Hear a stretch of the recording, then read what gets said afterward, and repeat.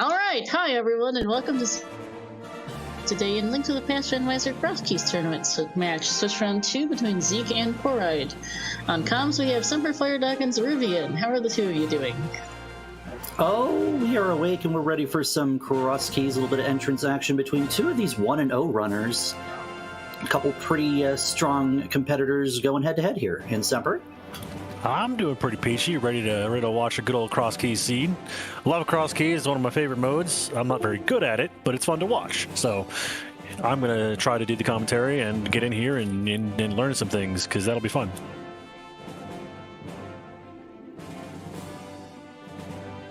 And I did mention both of these runners 1-0. We had a very close game between Zeke and Vortex of Doom. And Zeke, I would think coming into this one, probably feels like the underdog. Corride, no secret that they've got some talent in playing this randomizer. Crosskeys is a very volatile mode, though. Anything can happen. Yes, and they're both better than me, so everybody's better than me at this point. So, I'm just going to sit along for the ride and watch and see if I can learn stuff and hopefully keep track for this lovely race and have a good time. I hope everybody has fun, including the runners. Is there anything particularly troll you're looking forward to in this early game here as we start poking around, say, Kakariko or any of the drop-downs? I think we're going to get a late Moon Pearl, which makes for lots of bunny walking. And we are off, ladies and gentlemen. Here we go. I see both runners going ahead and start at Link's house. We're going to pull a mirror. That's fantastic, because as soon as you find any Dark World connector, you're going to be able to double the amount of checks you can do and access some things you normally wouldn't be able to without. That's a rather nice find straight off the bat, And Corride getting the nice fake flipper right off the bat to go over check the witch's hut, which is I guess a common opening that people have taught me how to do. Yeah, this Houlihan opener is one of the most common openers that you might see in a Crosskeys game. You get over here, get to check this entrance at the Magic House. Otherwise, wouldn't be able to do anything with it unless you get a flute or, walk all this way. But then you also get to check this drop down at where the useless fairy would be, and it could get you some extra items on the side.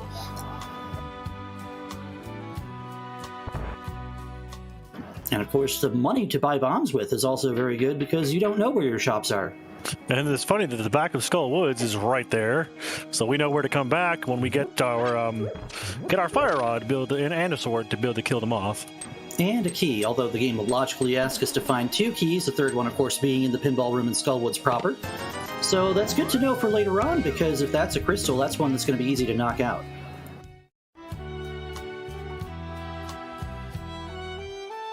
And Corride having a little bit of difficulty setting up this fake flipper here to be able to get over to the Houlihan room. This splash deletion going left is something that gets me every time. And it looks like both runners now are going to have a little bit of issue with it. I can only get this one going right, and I don't know what it is. It's because I see other players go. There you go. Zeke's got it first, and he's headed over to the useless fairy drop. Maybe it won't be so useless today. Maybe it'll be Ganon. It's pretty useless. That's a piece of heart. I don't think we're going to be spending the time to pick that one up. And we're not. We're going to go ahead and set up our Houlihan here. Get a boost of 225 rupees that will allow us to get some checks in Kakariko and buy some bombs when available.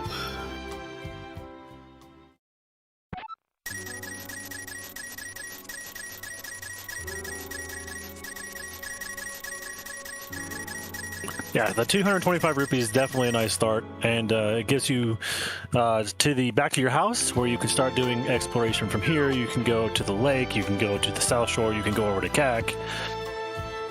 And this is where you might see some paths diverge. Some players will go straight up to the castle, check the Uncle passage, and check the front door, and might save and quit right to Sanctuary, provided Sanctuary is not, right there. We saw Zeke decide to go over east. He's checking the north shore of Lake Hylia. He's probably going to go into the eastern area before we're saving. There's our broccoli man that we're not going to come back to see ever because he's useless. That he is. Oh, 10 arrows. We don't need those either. I definitely missed that entrance because my screen refreshed, but it's all right.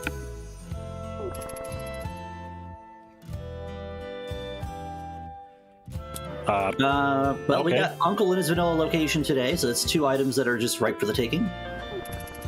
Uncle right where he belongs. That's a cute game.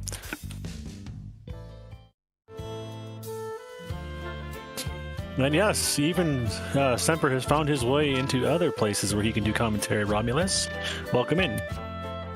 We have our first map of the day telling us whether Ice Palace is going to be something we'll want to dive into sooner than later. This is Spiral Cave, so that's our first connector here in the early stages. I think Zeke might probably try to double back, although not having a weapon, that one's a little bit harder to traverse. You'll have to do some real dancing to get around the mini Moldworms. Especially considering he's already at 1 heart, so that'll be dangerous.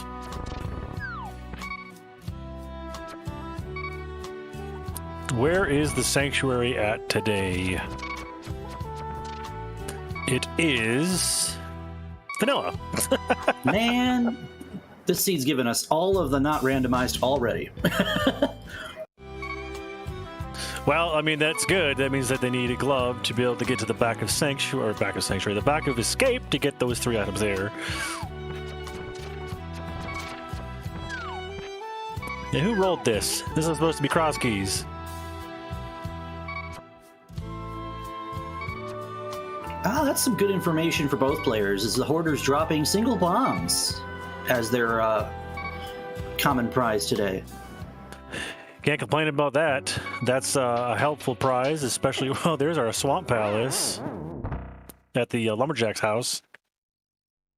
Oh, that doesn't feel too good. To find a 2-way connector, and then the Moldworm literally just snipes him coming off of the... We got the Kakariko well is behind Aga 1. Oh, that's beautiful. You hate to see that.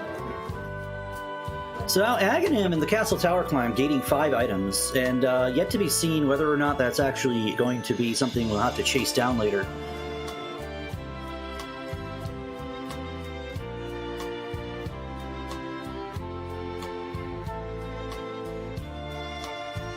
Now Zeke's going to get his good information up. And now even the Buzz Blobs are dropping bombs. That's pretty good. Corride farming up some more bombs in the forest while he's going to check the mushroom spot and the thieves' hut.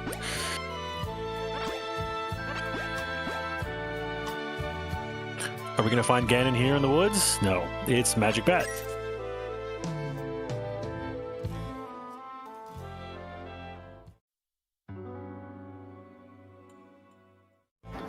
And Zeke is definitely making a face that we can see on the restream feed here that he's not exactly thrilled to see that Kakariko well where it is.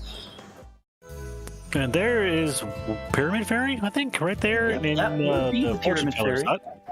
Didn't give us anything good, though.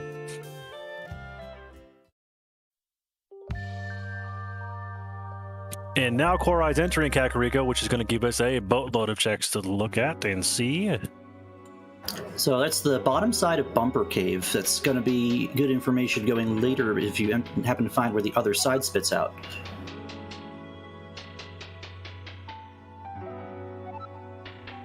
And then Hyrule Castle West was right next door, and then a useless ferry to the next side. So far we haven't got much by way of items, but the seed's been rather generous in options for places you can actually get around to. And we got the Thieves Hut drop down in the Kakariko Well location for a key, which we're probably going to have to go get.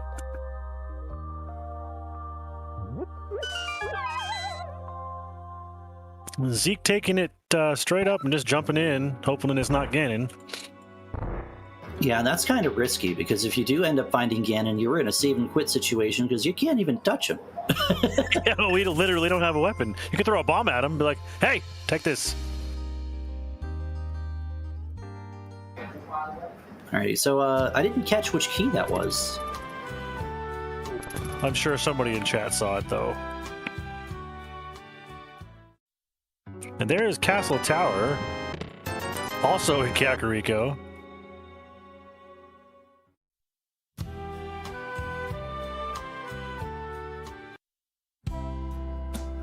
Chat thinks it might have been an Ice Palace small key.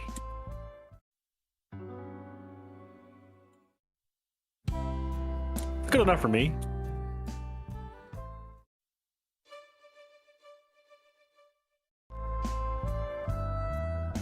There's a chicken hut. Well, that's an interesting place for that to be. Yeah, it moved right next door. Or 2 doors down, rather. We have our first big key of the game, and it's Hera. Ooh, that's a good one. That means we're probably not going to be doing any Hera pots today, unless we find Hera super late. It's still faster to do Hera pot, but if the hook shot is waiting for you at the top or just not available at the time, then yeah, you have an option to just go up the normal way.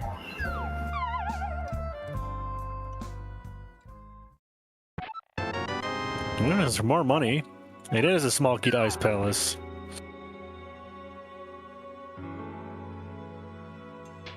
What would be amusing if Sick Kid was in the chicken hut, and it's not. It's Hyrule Castle, Maine. So we've got 3 Hyrule Castle entrances in Kakariko. West, Castle Tower, and Maine. How interesting.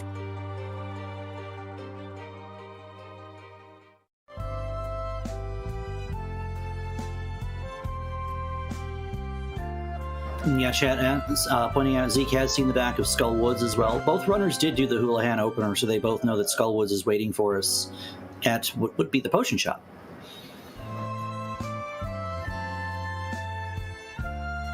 That's a good place for the potion shop to be.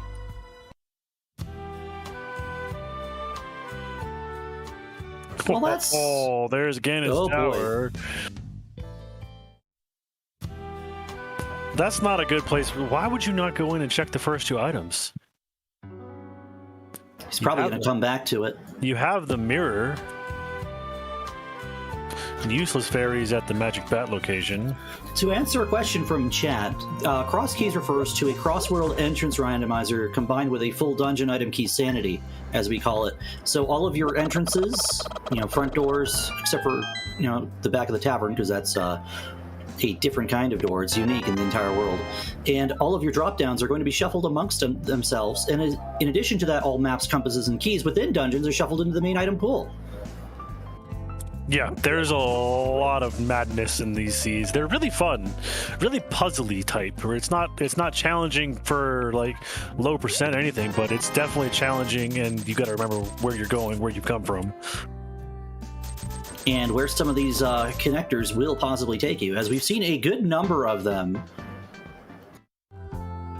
And to this point, both runners opting to just systematically have a look at what their options are here in Kakariko before deciding to go forward. Well, the 2 items in Ganon's Tower that were available were crap and bombos, so I guess that's kind of helpful. Maybe it might be required.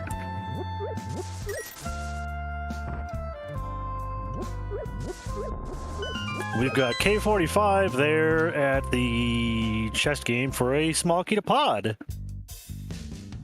That's one of many of those. The more you can get, the more you can actually have a chance to clear out most of pod in one go, rather than having to wait till later. And what is on the race game that is locked behind that mirror? Oh, a cape.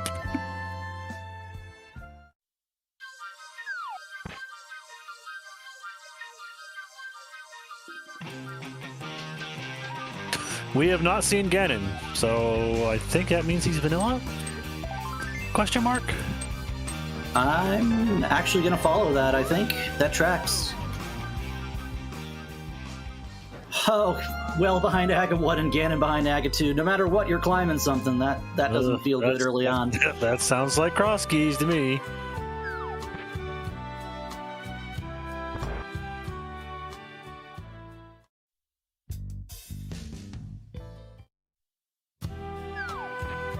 So now we have Corride is going to take to the eastern area here. We'll have to see what Zeke decides to do coming up next. He's got plenty of options if he wants to leave out of Kakariko through one of the many connectors we've seen. Oh, for sure. There's a lot of places to explore still.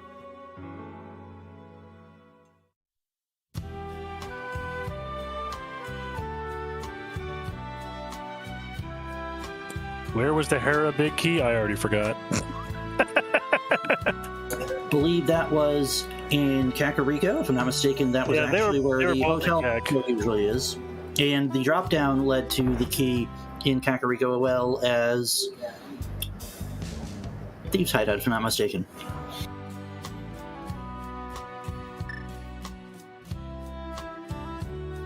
I'm keeping track of the items we have, but I'm not tracking where we got them, because that's going to be insane.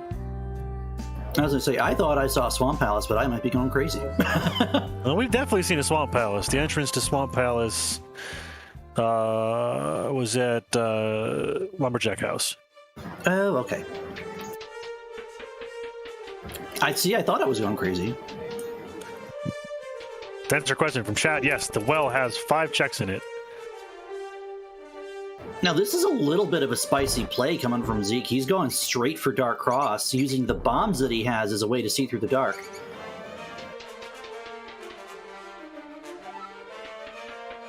That's impressive. Doing that kind of dark world exploration or dark room exploration is very well done.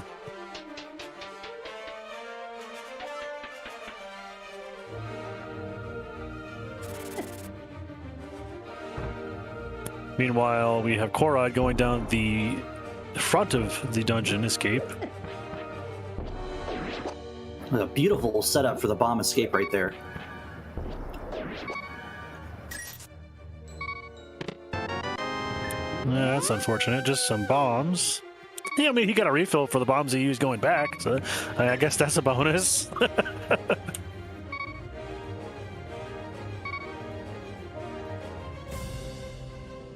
Yes, Aghanim's Tower was at the Kakariko West Snitch House. So that's going to be something hopefully we won't have to go into to get that well later, but, you know. And Ganon's Tower is in the front of the tavern. And Corride took a death on the descent into the escape.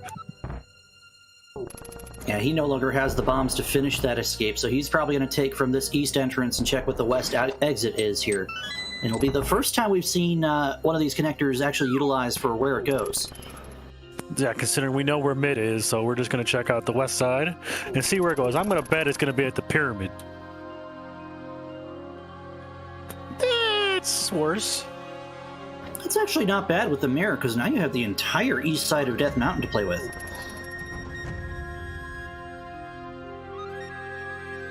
Yeah, there's quite a few checks up there now. You can get all the way over to the Spike Cave and the vanilla entrance to the Dark World entrance to the mountain and a whole bunch of stuff up there. See, and if you're good at dodging the Lionels, you can actually get to West Death Mountain, save the old man, and get yourself a new spawn point as well. Mm-hmm. Oh, there's a Paradox Cave. Yeah, Paradox Cave, one of those that you probably want to see sooner than later. Game gives you 7 items and 2 extra exits to look at, although this one here with the mirror is 2-way. Normally you can only go out, not in.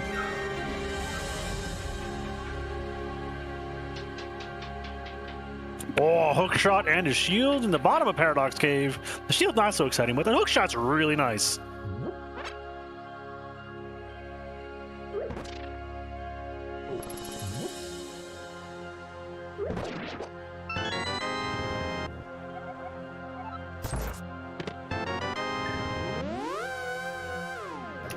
No love from the Mullims there.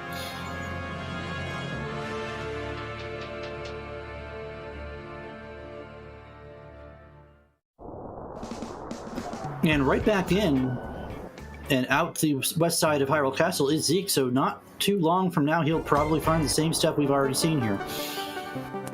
Indeed. And the connector led to... Is that a vanilla Paradox Cave? Really? I knew it was up there, but I didn't know it was vanilla.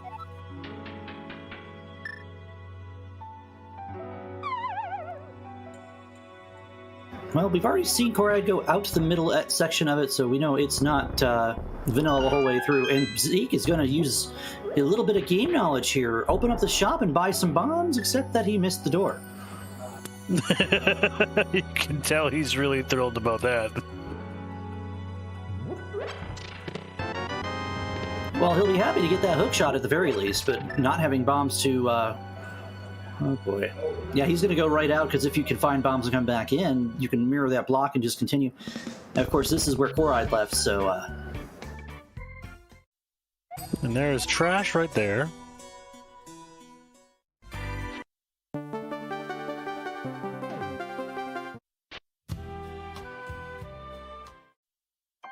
And there's our ice palace. There it is, and we are giving this a hard pass for now, Z as well. Oh, because we can't do anything in there. Yeah, not having bombs kind of makes it kind of hard to do anything there. Not having fire makes it kind of hard to do anything in there. Well, not Ice Palace, but I mean, like, he could have taken the portal back to Paradox Cave, but he couldn't have done much.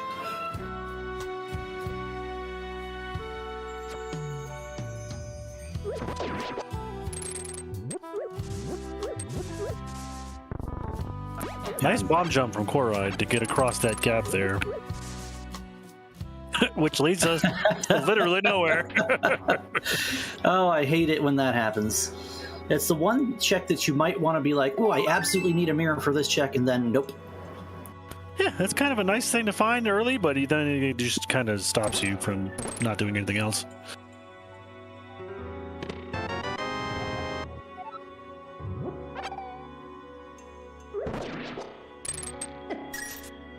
₹5 is our stun prize.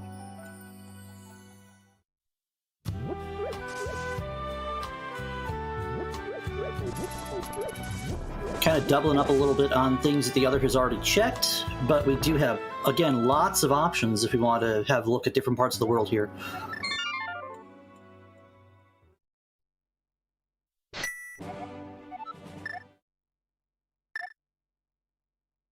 All right, chat, let's give a jab to our trackers today. Star is doing double duty, helping us out on restream and tracking. Torn the Dragon, also giving us a little bit of tracking information. If we miss something, he'll probably hit it for us. Of course, let's also give him a little nudge, because I'm pretty sure coming into this race, I might have woken him up. Yeah, he might have been sleeping, possibly. And to be honest, with the only exciting item we've seen thus far being the hookshot, if I had been playing the seed after getting out of bed, I'd be sleepy too.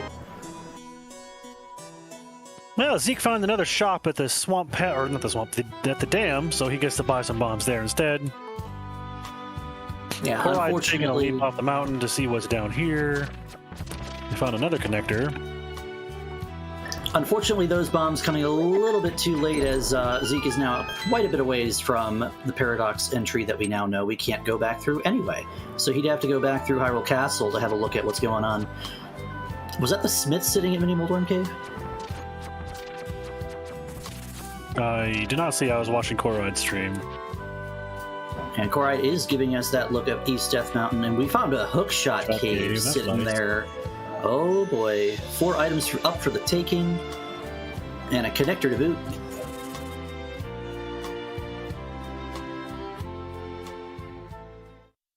We also did find King's Tomb, or not King's Tomb, Graveyard Ledge up there as well.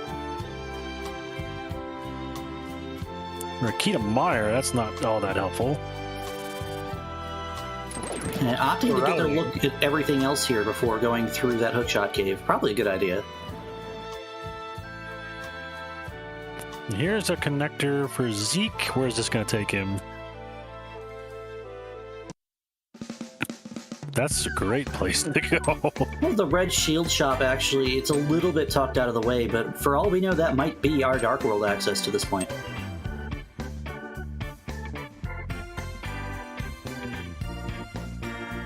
And then we get to walk around as a spray bottle.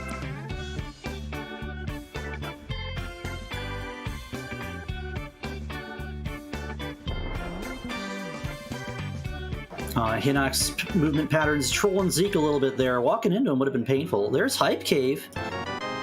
And we have our first sword! Nice. Oh, that sword is huge, because to this point all we've had is defensive options. Now we can actually enter Ice Palace if we really wanted to as well. Not that we want to with 3 hearts. And before Chet asks the age-old question, yeah, you can talk to NPCs as a bunny. That sword is absolutely in logic.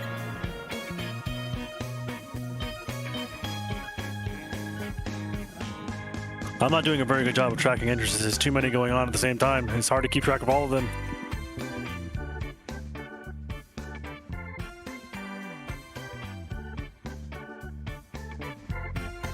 Well, so far we haven't seen anything that really breaks the game open to this point. We've seen a couple of things that are pretty nice to know, like where a number of our dungeons are that we can't do anything with, and a couple of our entrances that are pretty nice to have.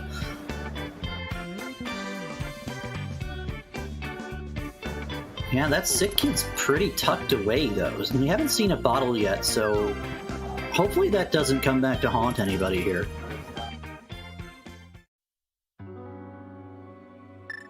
Well, there's the dam. And I gather we're probably going to see a mirror bunny from Zeke here.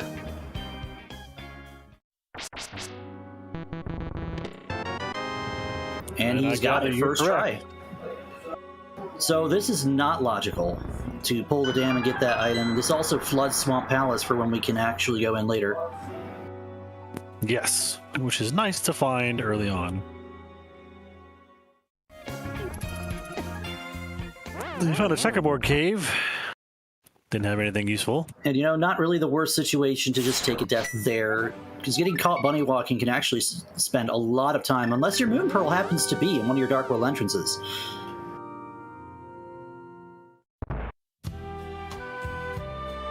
And there's the other end of Hookshot Cave. So that's not helpful. It does interconnect both sides of the mountain, but not in a way that's actually going to be beneficial to us today.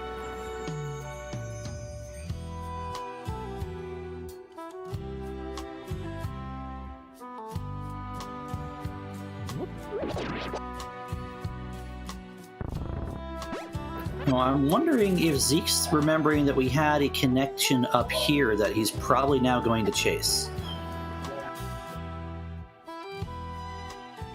I'm sure glad you remembered these things, because I totally didn't. And Corride has found the back of the Old Man Rescue Cave, and he's going to use the hookshot to tink his way through the dark. Or decide he doesn't want to bother with it at the moment. That's interesting.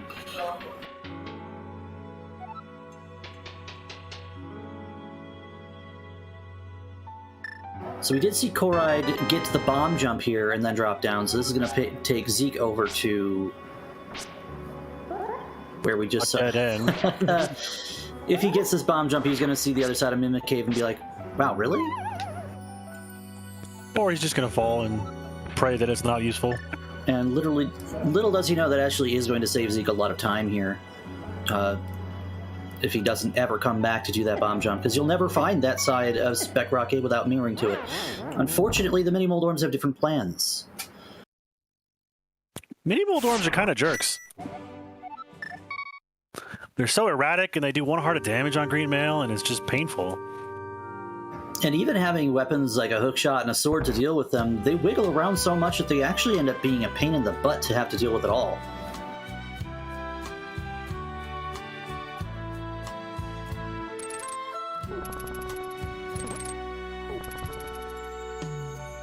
So like I said, though, Zeke has no shortage of options if he wants to take any of these doors out of Kakariko, and we're going to see Corride probably start his little bit of bunny walking using that connector in Desert. You're probably not wrong. And Zeke's gonna go back into the Hyrule Castle. Yeah, this is the mountain cleanup for Zeke here. For sure, he's got a whole bunch of stuff to do up there, including check Hera, which I don't think we saw Corride do, but I may have been mistaken.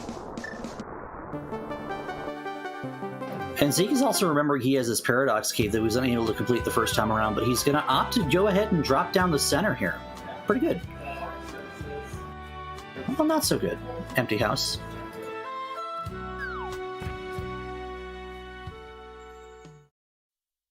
Yeah, empty house and trash. That's some terrible locations there.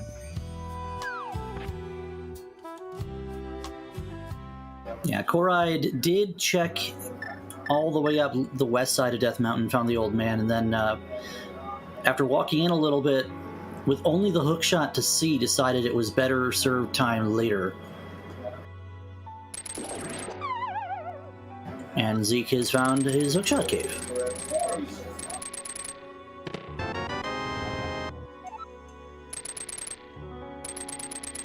Yeah, bombs are great for vision. Even a boomerang is better than a hook shot because you can at least see where it's flying.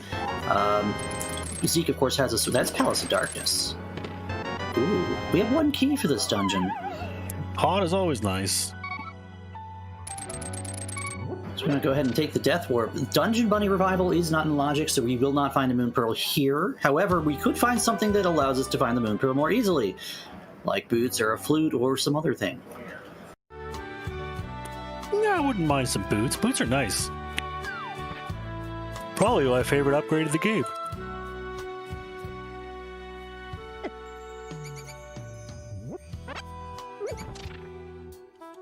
Right up there with my butter sword, or my sempered sword, as people like to call it.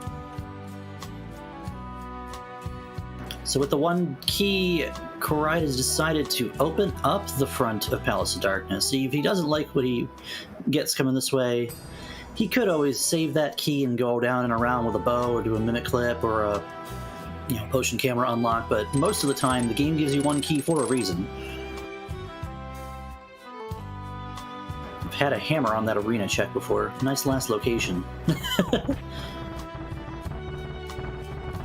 Well, there's your Swamp Small. That could come in handy.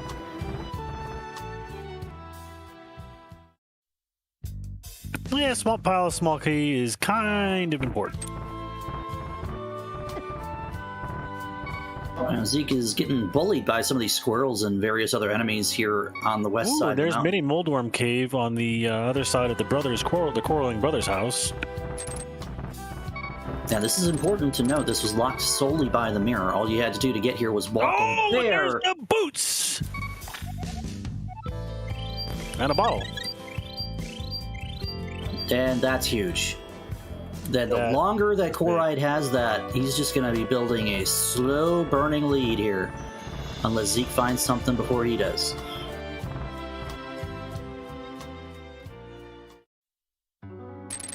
And Zeke is going to go ahead and rescue the old man. He's using the... Zeke, did you forget that you have a sword, my friend? It appears so.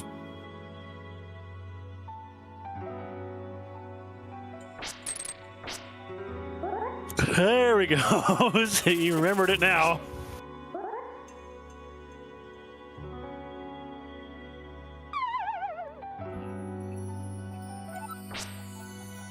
Yeah, with that first check mirror, having the ability to check things that only require the mirror is going to be a huge advantage for Corride moving forward here.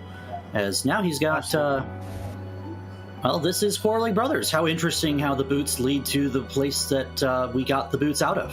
Yeah, and Quarreling Brothers' connector was not advantageous, if I remember correctly.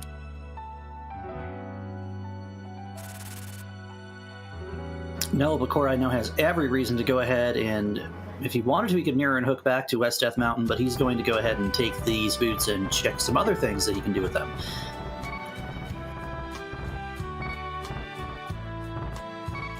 Rescue the old man before you get hit by a rock! Oh, I made it. Good.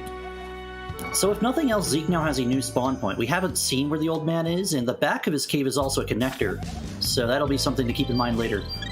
Misery Mire's right next to Link's house. That's interesting. I almost called it Mystery Mire, because, I don't know, reasons. I'd almost be tempted to go in, but we only have, to this point, one key, no fire source. So there's really not too much that we can get in there. But the hookshot and the boot's kind of redundant, telling us, hey, you might want to give that a dive. Yeah, he doesn't really have a good weapon to kill the Wizards with, except for bombs, which would be rough. Right, Corride never did make it to Hype Cave sitting at Dark Chapel, so his sword is still waiting.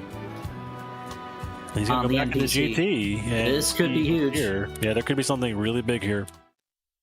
I think he's got, which is one check, could be a hammer. How about a big key sitting on the torch? Don't you dare be GT's big key. Don't you dare. Okay. We're not playing the GT guessing game yet.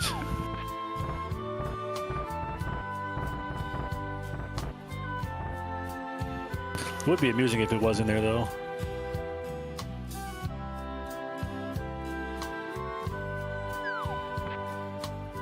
Well, Zeke will be disappointed to find out that this is, in fact, the other side of Hookshot. I don't think he actually saw the first half. Yes, he has. Oh, he did. He's been there. So he's just opening one door of it. You know, it's just kind of there, though. Yeah, that's not a connector that's going to be very advantageous later on. It doesn't take you anywhere. It takes you to somewhere you've already been, and that's not helpful. So I consider this rather curious. Corride deciding to go back into Hyrule Castle for the checks he could not get at the bottom towards Zelda Cell. Yeah, he did give up, or I think he died, which is never good. Yeah, he did die deep in here, so... And responding with 3 bombs means you're not giving it another try right away. This is interesting, though. Oh, no! Quick swap Fat Finger sent him back to the beginning. He was going for the hook shot and ended up on the mirror. Pressing Y sent him back to the start, which is unfortunate. Ooh, there's the east side Desert Palace. So now we have 2 more connectors we can look at. And the big key sitting in Corride's inventory. So that's 3 items that Corride can pick up. And if we find the back and decide that we want to take that key and have a look at the items on the right side, that's possibly 5. Although if this is a crystal, I don't think we'll be doing that today. Probably not.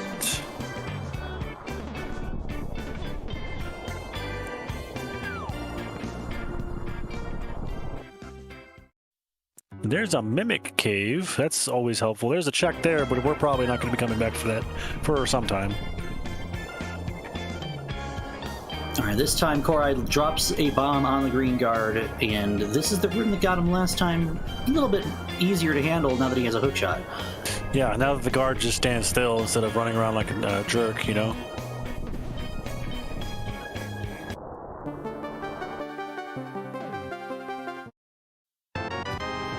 Free $300 for sure.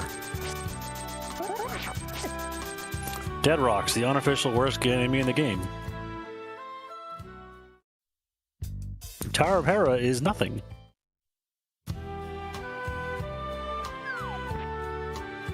If Zeke gets down there and gets those mirror checks done in Kakariko and gets those boots, he's going to be well on his way to catching up. But for now, he's going exploring. I think he's going to go back to Desert. Absolutely. Desert's definitely something that you probably want to have a look at here, because it will allow you to have access to different parts of the world if the connectors go in the right places. So finding Desert East here is going to allow you to see the other side of Desert elsewhere. Yes.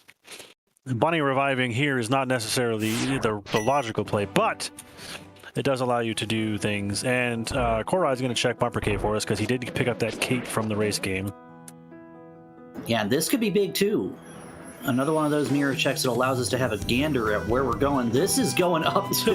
Bumper Cave goes to Bumper Cave? What? This entrance could be nothing, could be everything. It's... Oh, that's huge. Whoa. Oh, that's huge.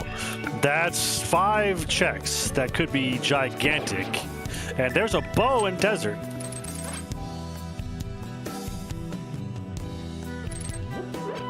And suddenly we have a moon pearl locked by the mirror. Oh, that's not good.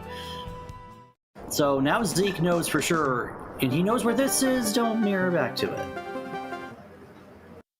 Oh no, he doesn't know this. Okay, that's right. He didn't get the bomb jump, so he's just now looking at it like, well, whatever. He sees it now, and he's like, that was a waste.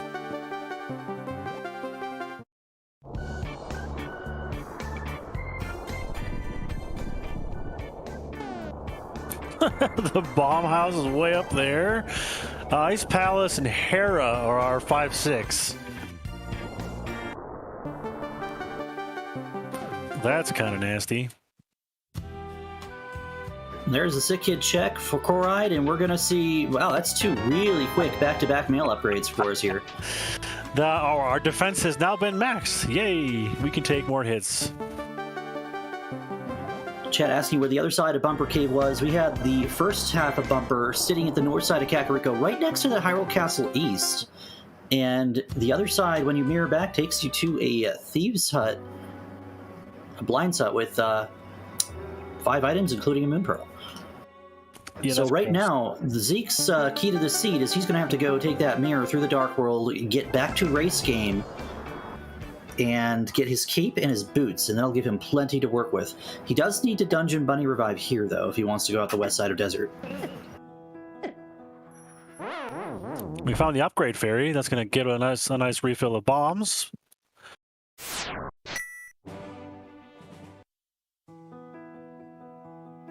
But that cape on the mirror on the race game ledge is very much required for the Moon Pearl.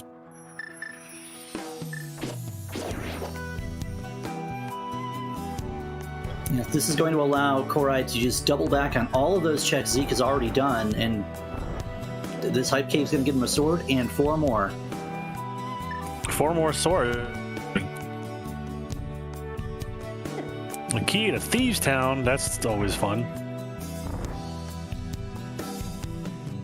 That's one of those items you definitely want to see before you go into said dungeon. This is actually pretty big here as well, as now we have access to the Mire area through the west side of Desert. So this is an entirely Dark World locked dungeon? Yeah. So that bow is locked by a Moon Pearl. Which Zeke needs to get to sooner rather than later. And it's either to open up the Mire area.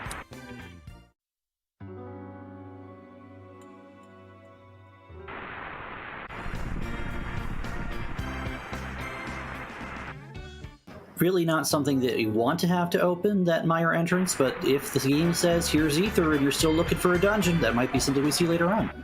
For sure. A small key to pod and a map.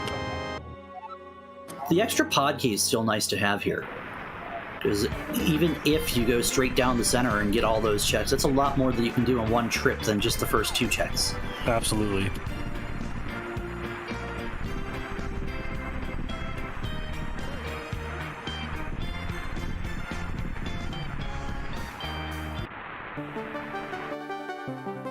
So there are 2 ways you can have a look at this desert main entrance, one of them, of course, being to mirror back to it here and find out it's a shop. The other one being to open it with a book, but unless you have a way to get out, like, a flute, you'd have to save and quit.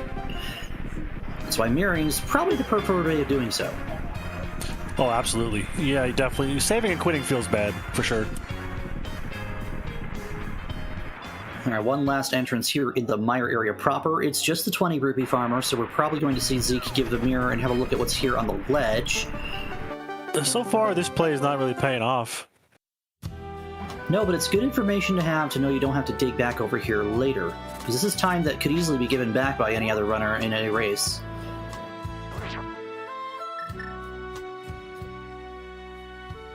See house! That would be an item. That would be $50. All right, so we are done here in Desert. It's not a very helpful item, but it's a check. Chet is asking, oh, that's a hammer. Oh, no. Oh. Chet is asking why the pinball room in Skull Woods is a vanilla key. Because of the 3 drop-downs being randomized in order to prevent you from unintentionally soft-locking yourself, they give you that key in that check so that you can still get out and have the ability to continue to explore Skull Woods. Of course, if you're playing open mode and you drop down there and don't have a key, you're soft-locked anyway, but since you have a little bit less control over it here at Entrance Randomizer, they keep the key right there for you. Which is nice, because hard-locking, or not hard-locking, but soft-locking yourself doesn't feel good. Yeah, if you do this in open, you don't just route Skullwoods wrong in that case. If you just slip down there, it's the worst feels bad, especially if Skullwoods had your progression. Yep. I like how they're both in the same area at the same time, but one's a bunny and one isn't. I don't know, that doesn't look like a bunny to me. It looks more like a bottle of luminol. You know what I mean. So Zeke is going to pull out the mirror. I hope he's doing exactly what he needs to do here.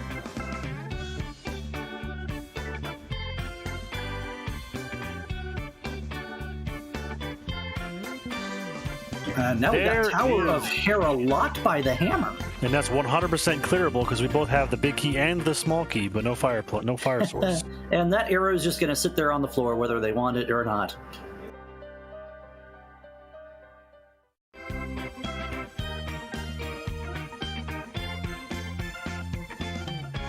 And here comes Zeke getting his Moon Pearl.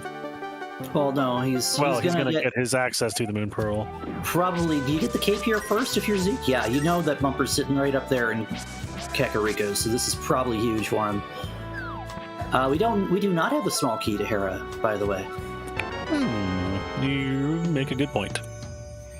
And even if we had, we still don't have knowledge of a fire source, so we wouldn't be able to do the tile room and then the torch puzzle anyway. And there's a nice Hera pot, sorry. Taking that sign all the way to bypass the mirror portal, that is some heads-up play by Zeke. Because most of the time you might see someone drop a Samaria block or hold onto a bomb and carry that over the portal, but taking the sign all the way there, while it's slower, you don't have to use any of your resources.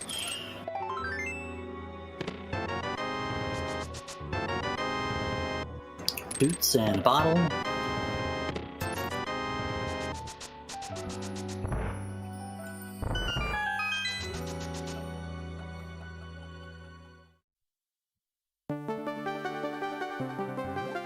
Alright, the unfortunate thing is he might actually continue to traverse through the Dark World here for a little bit with that mirror to make a couple other checks here.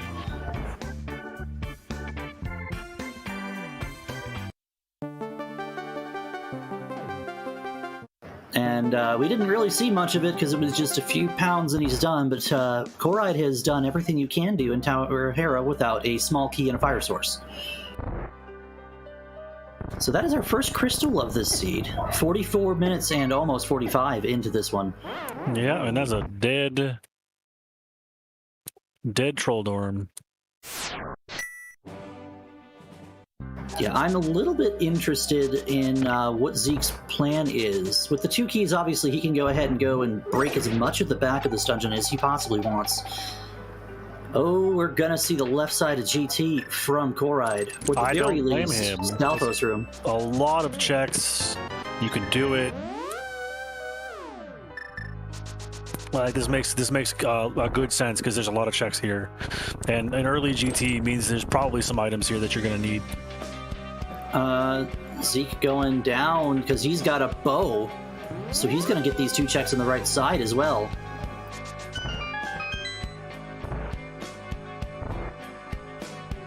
Stalfo's having our ice rod. That's the spot for an ice rod.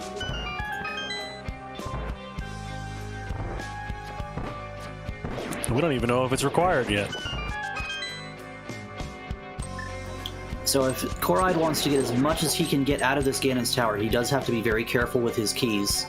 And he does opt to do the in-logic check, and he gets rewarded with a glove! This seed is blowing wide open for Corride. He's got, oh boy. And then Zeke gets the lamp, and the lamp also, we know for him it's out of sequence, but that lamp is in logic.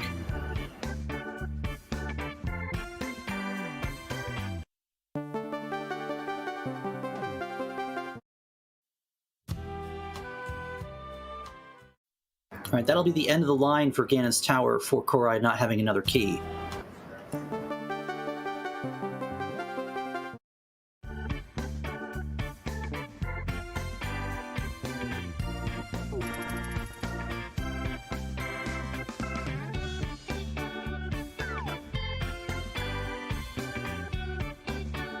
We're gonna see Spike Cave here. That's brave. Yeah, this is going to be a little bit close with the cape, but having the boots is going to make that a little bit easier to actually go through here. And Corride's going to make it and get this one check, and then that's probably it here. That's kind of important. Yeah, yet another key.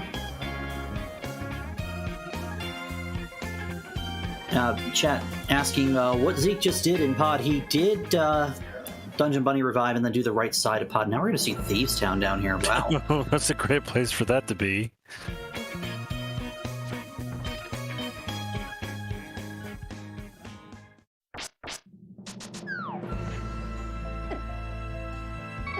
Yeah, Zeke, you don't need to set up the Bunny Revival if you're sitting on 4 hearts, my friend. Yeah, just jump in there and get killed by his Isaacs, no problem. But this is 4 checks that, once again, as we know, they are in logic out of sequence, because Zeke still has not picked up the Moon Pearl, has to go through Bumper Cave to find that. The vanilla Hype Cave had a small key to Mire, which is relatively useless. It's useless in its practical application, but knowing the logic behind Misery Mire, the key is actually rather important, especially since Mire being a light world location, and a fire source being available in logic behind the Moon Pearl, it might be pointing that something we need is in there.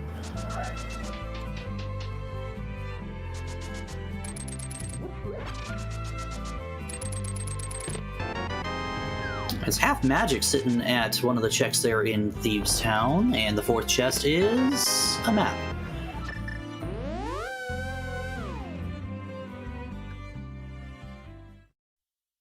So now Corride's doing his glove checks. We have a green pendant pod. Crystal is on the entire west side of Dark World. That's huge. Actually, we know a good number of crystals already. Yeah, we know 5 in green pendant pod, so Turtle Rock being a pendant is likely.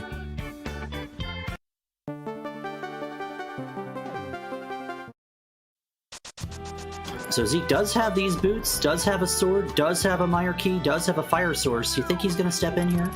Do a little bit of low percent action? Probably. Or not.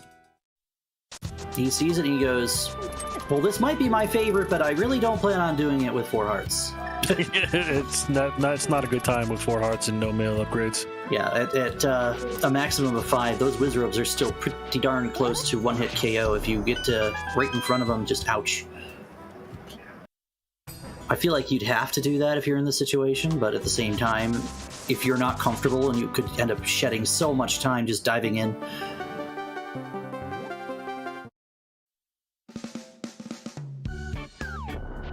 This, I'm not gonna lie, this bunny music from Zeke is fantastic. And there's another GT Small. We have seen Zeke obtain one, and now Corride has one, a different one, coming out of the Dig game. And this may be a blessing in disguise for Zeke to take an overworld death here, because if he decides to go back into Kakariko and get that bumper check, then that'd be huge too. But we're going to see where the mountain spawn point is waiting for us. And today it's... That is awful. Today it's in one of the worst spots imaginable. That is just utterly useless.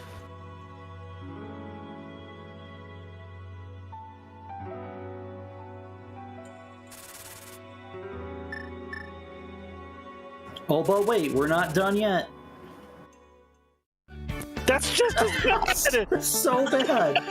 It's so, okay, the old man, you rescue him, he gives you a map, and then he goes and hides in its hermit cave, where the other side of the hermit cave is basically Ice Palace. But here's one check at the Upgrade Fairies location, so this could be something. That's another hermit. Different kind of hermit. Probably not going to be worth anything. And as usual, it's just something silly like 20 rupees, 10 arrows, or 3 bombs, so thanks a lot, Agina. There's a reason why we named your cave Fart Cave. Because it stinks. And so do the items within it. Alright, Zeke running off to Kakariko. He's going north? Oh, he's going to check this bonk. This is right. This will take him up to the east side of Dark Death Mountain again, which we know isn't going to help us out very much. Not until he finds that moon pearl.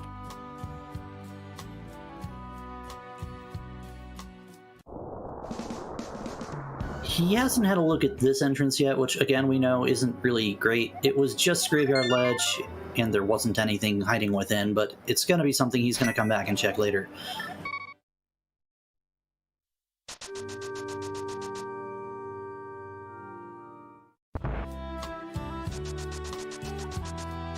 Is he making the bumper play?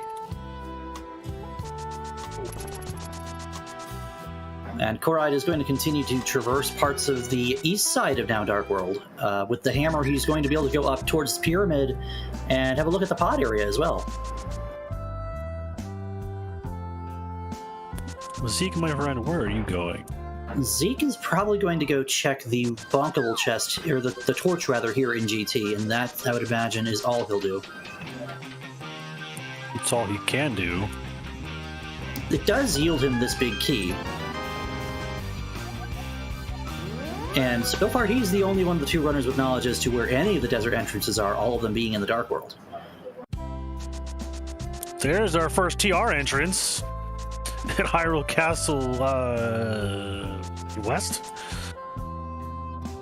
Good old firing squad waiting for you here. Zeke making the play for Castle Tower, having no keys, so he's going to have to kill these guys to obtain one item. Meanwhile, we've got the Ice Rod Cave and a Cane of Burna coming out for Corride.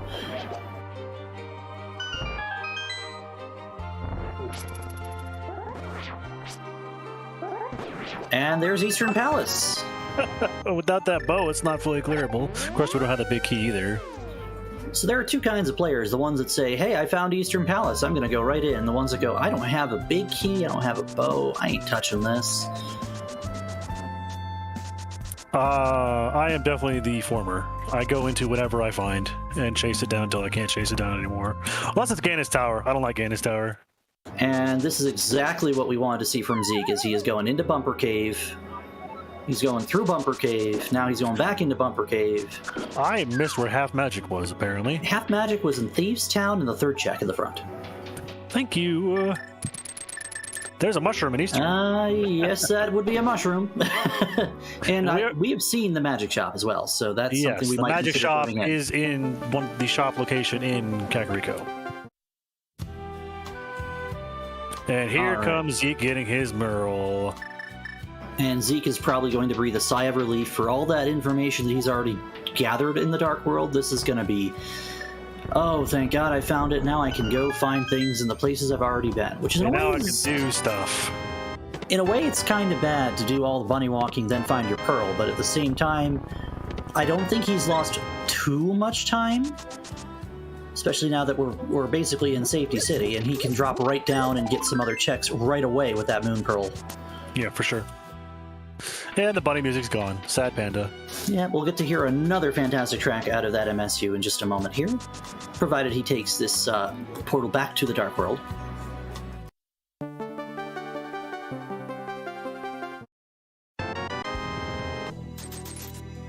Yeah, no shortage of dollars right now.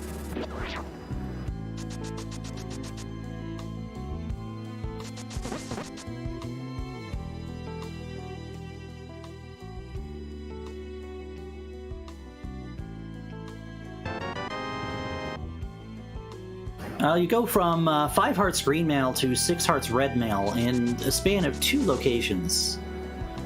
That feels pretty good. Now you feel a little bit safer. Eastern Palace, not really pan out. The only thing we really saw in the Eastern Palace was the mushroom, and the mushroom is a huge what if anything. Yeah, do you want to fetch quest? Because I don't. We are going to see a traversal through the west side of Turtle Rock going towards the middle and front here. With one key, this I believe is in logic, to go up Lava Chest to the Change Hop Room.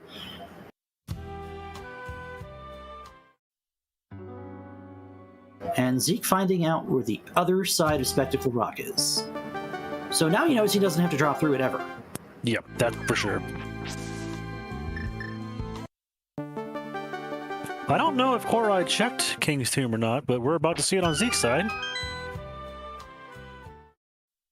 Oh, yes, we did. It was up. Yes, we did. Okie day. I wish I had an eye that could focus. There's the book on the lava chest in Turtle Rock. And so far, we haven't gotten much by way of a direction. We've got plenty of a smattering of keys and a bunch of dungeons we can just dive into with the variety of items that are availability here. But we haven't seen the seed just kind of pull you in any one place to this point. No, it's kind of scattered, and it's not really telling you what to do. It's like, here's a bunch of stuff. Have fun. Go look. Enjoy. Like, it's definitely throwing you items, and it's definitely giving you a number of keys, but outside of that, as far as we know, we still don't have we don't have the means to do many things in the world, although that Master Sword is going to make the book a little bit more valuable here. For sure, especially having the mirror that opens up 2 tablets. Plus, it makes, it's kind of required to beat the game. You need 2 swords to beat Ganon.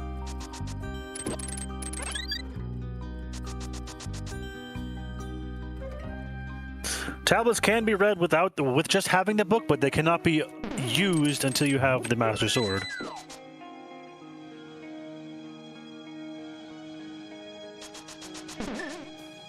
The TR East is over by Pod, and the library is there as well, which is nothing.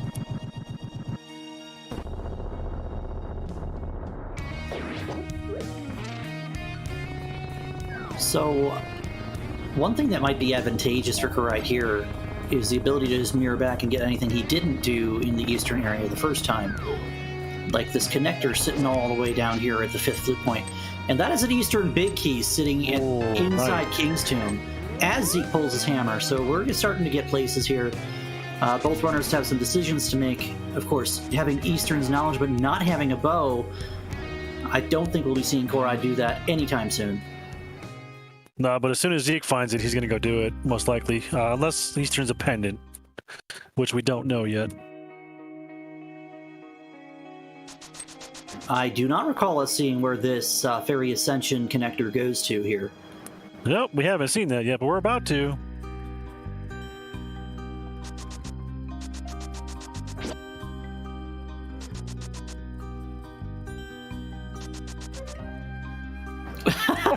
That is helpful. Hey, that saved us 110 rupees just for going through it. Yeah, thanks, game.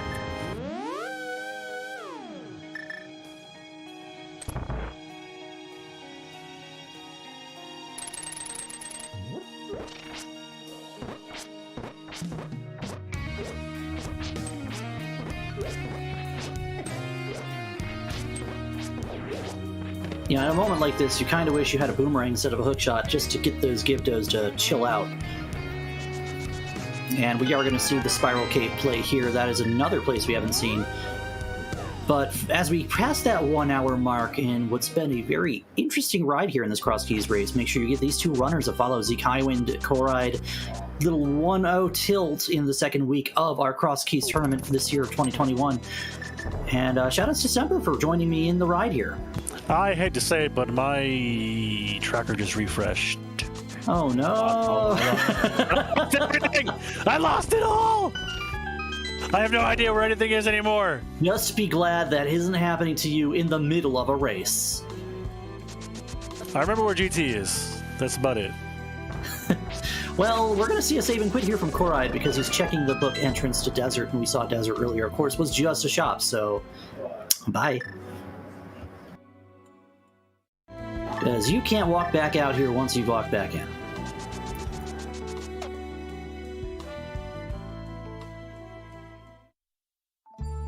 Yeah, gotta give some love where love is due. We also have Star being a tracker for us and handling the restream duties. And Torin the Dragon also on tracking today. And of course, all of you, chat, for joining us in the ride.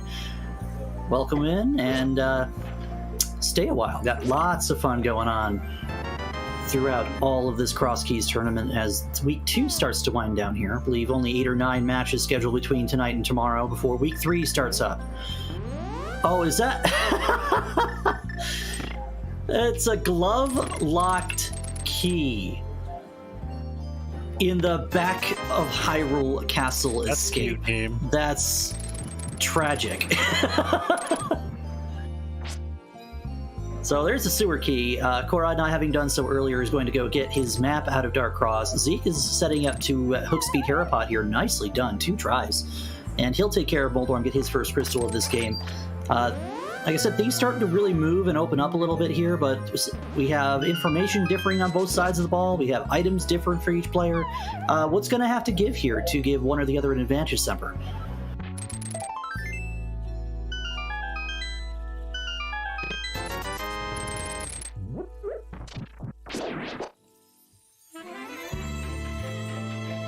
Oh boy, this seed is definitely, it's been kind of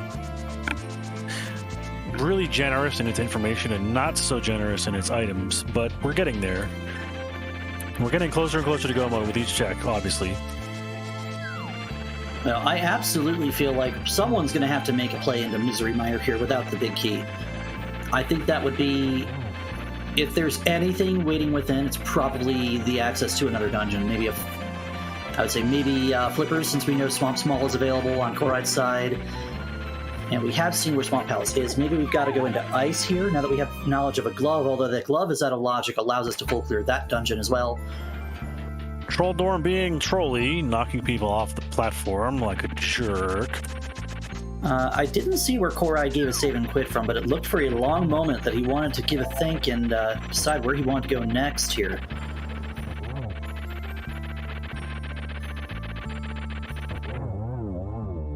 And that is 1 explosive worm on Zeke's side of the screen, so he'll get his first crystal, albeit almost 20 minutes later than Corride did, but we are knotted up at 1 apiece.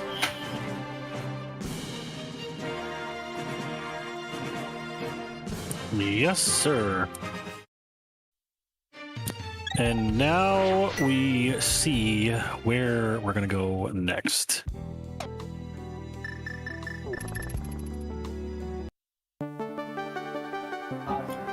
Looks like Zeke also wants to make that Ganon's Tower play, and unlike Corride, has a key to work with, so he can actually make it all the way down to Rando Room and Ice Armos, I believe, on 1 key, if you play your keys right.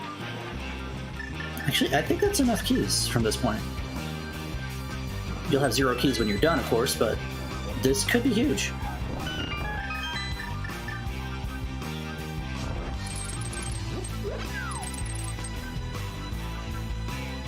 I would definitely go that direction for sure. There's a lot of checks this way.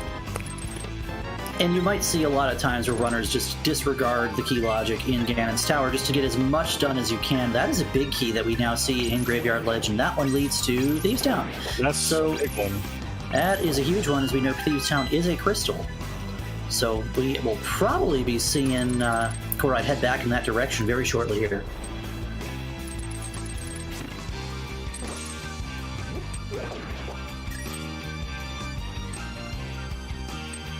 Zeke, thinking about it, realizes he has enough keys to go all the way down to the bottom if he so chooses, and will do so, and gets his glove. So now both players have free traversal to and from the Dark World at the normal glove and hammer spots, and can both full clear Ice Palace at this point.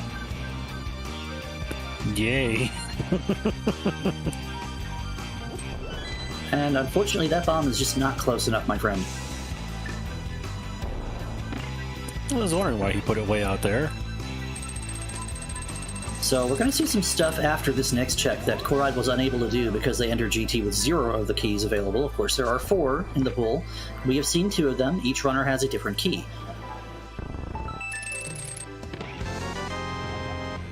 For a map of swamp. Yay. So there's a good 8 checks down here that Zeke's going to have access to. Depending on, yeah, if we don't get anything else, yes. Ether Tablet having just a map of Hyrule Castle. The map you don't want to Another see. That's a sword. And a oh boy. So that's knowledge of 3 swords we've had so far. And that sword might actually be a huge difference, depending on how long it takes for Corride to go back into Ganon's tower. The other sword sitting on Pyramid with mirror access to go to those 3 entrances at the top of Hyrule Castle, I don't think Zeke's going to be putting that off for too long. No, me neither. Now Zeke's going to do Bob's Chest and Ice Armos. Corride is making his way over to Catfish, taking that middle exit from Paradox Cave to come up here on the northeast side of Dark World. Yeah, and Catfish is one of those checks where it's not really advantageous to ever go over there, unless you have the mirror and the flippers to be able to do Zora Ledge and Zora and the Waterfall Fairy there, but he's just going to do, looks like just going to do Catfish and Zora because he doesn't have flippers, unless flippers are here. And I would have thought maybe that he would have turned in the mushroom while we were over here as well, and he is going to go ahead and run on back, so this is probably going to come back down into... that's the back of Skullwoods. Could he clear Skullwoods here with no fire? Never mind. No fire rod? Probably not. Well, I mean, you could do it without a fire rod. It's not in logic to do so, but you can absolutely make advantage of that. There's a behind the Ice Armos. That's a nice one. That is fast travel enabled, and another Meyer key for Zeke. That's just screaming, go to Meyer.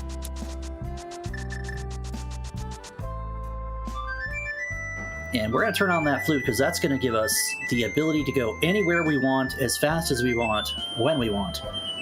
That's huge. And I mean, you were right there anyway, so...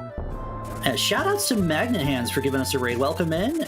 Welcome to this Tilt in the Crosskeys tournament, week 2 of the Swiss rounds. Corride and Zeke Highwind 1-0. And Zeke saying hello to the Snitch on the east side of Kakariko Village. Whoops. A snitch? I thought it was a Karen. Well, Karens are snitches, are they not?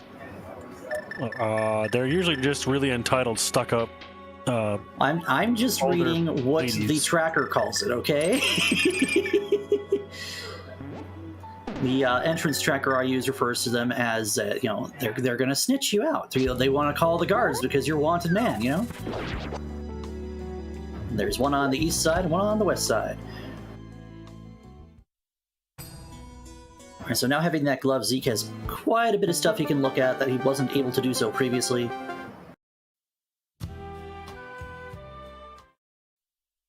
And of course, these two are leading to absolutely nothing.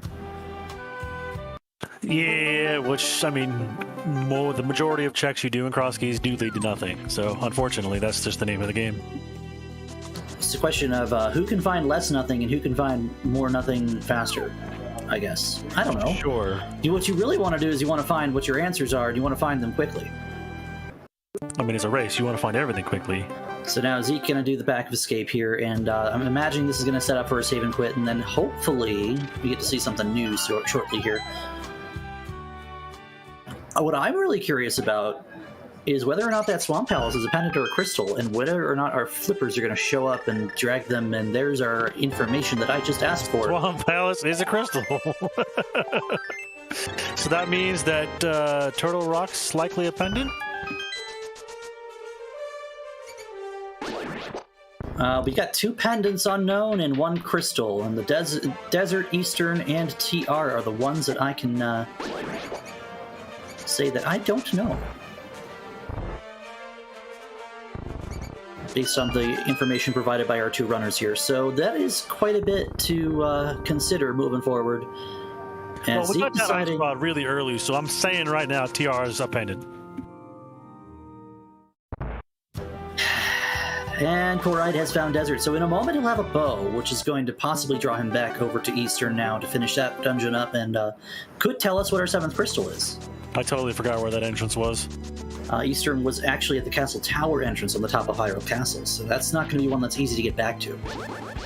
Zeke is setting up to Kern Jump? I'm not sure if I like this.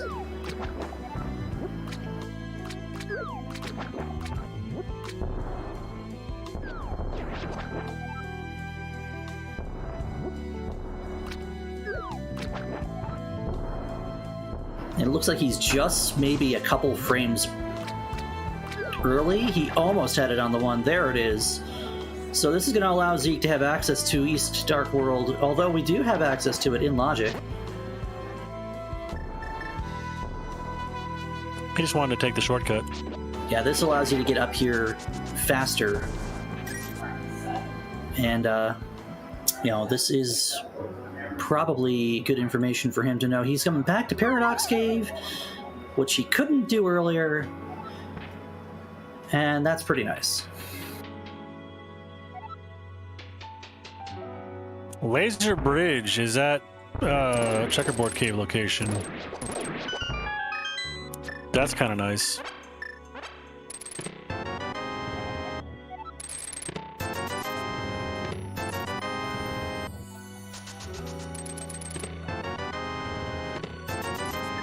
Unfortunately, the items upon it don't appear to be as nice as knowing where it is. If this is a crystal, we'll have a pretty easy way to get back to it, especially if we happen to find a nice little pair of mitts with that flute, combo it, and just fly here whenever you want. Of course, with Desert Palace West being right there, it's a little bit of a trek, but you can still get here.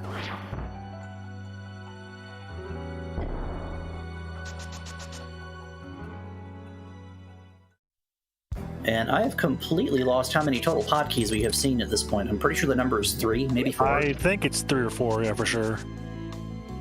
I know we've seen at least 3, So with that lamp, we've got plenty to think about in the back of Pod. Of course, Dark Maze, Big Key Location, and Harmless Hellway all locked by 6, as well as Helmasaur King himself. We do get a big key, we can go ahead and finish that.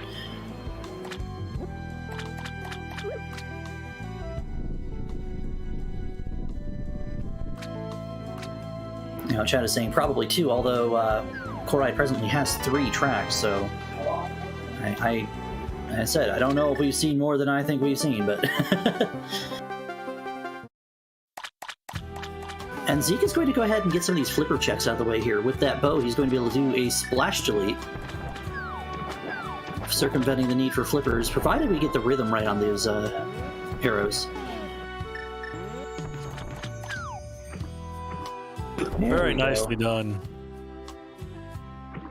For nothing. All of that for an empty house.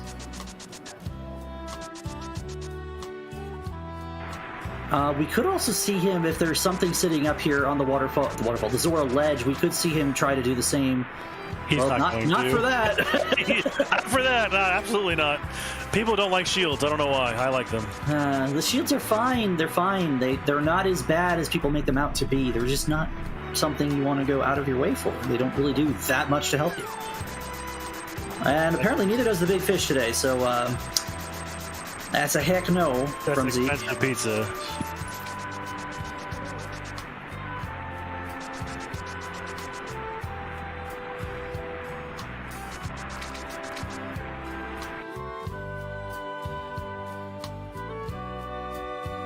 So Zeke did come back this way to, Zeke, no, don't, Zeke. He's gonna have to flute away now, which is fine, because if he flutes to 5, it's gonna give him a lot of information. Now up to 8. He wants to go check the cave he did not check when he was here last, because he didn't have gloves. And actually, when he came out on the Dark World side from Paradox Cave, he also didn't have bombs, so this is actually 2 checks you can make.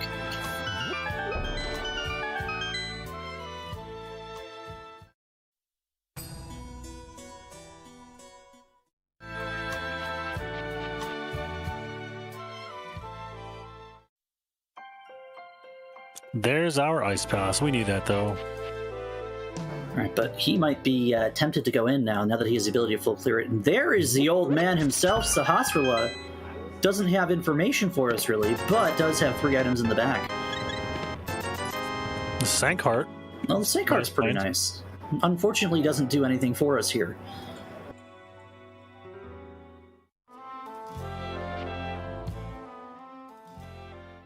Does he full clear Ice Palace while he's here?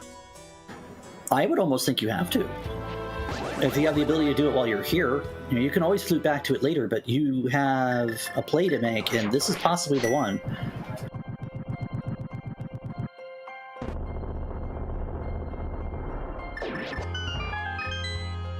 And the game will consider this dungeon full clearable in logic with the big key and 1 key. Of course, we are going to see Zeke do a little bit of Ice Palace bomb jump action. Do we have a big key? Yeah. Both runners have the big key. Big key was rather early. It was in Kakariko. You would know better than I would. Actually, the small key was in Kakariko. The big key came up not long thereafter, though. So it was an earlier sphere for sure. Pengator's giving a nice refill of bombs. Thanks, guys. That's pretty nice, seeing as you were about to attempt an Ice Palace bomb jump.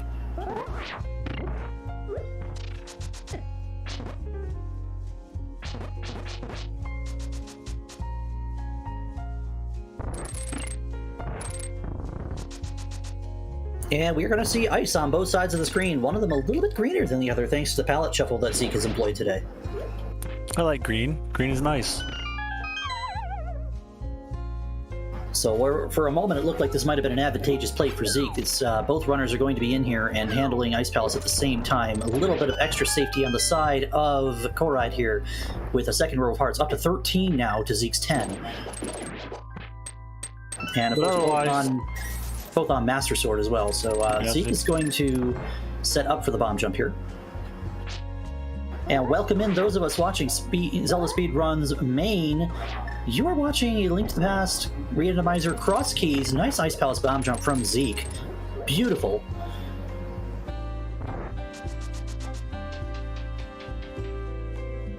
Go from... We're going to see another one from Corride here in just a moment.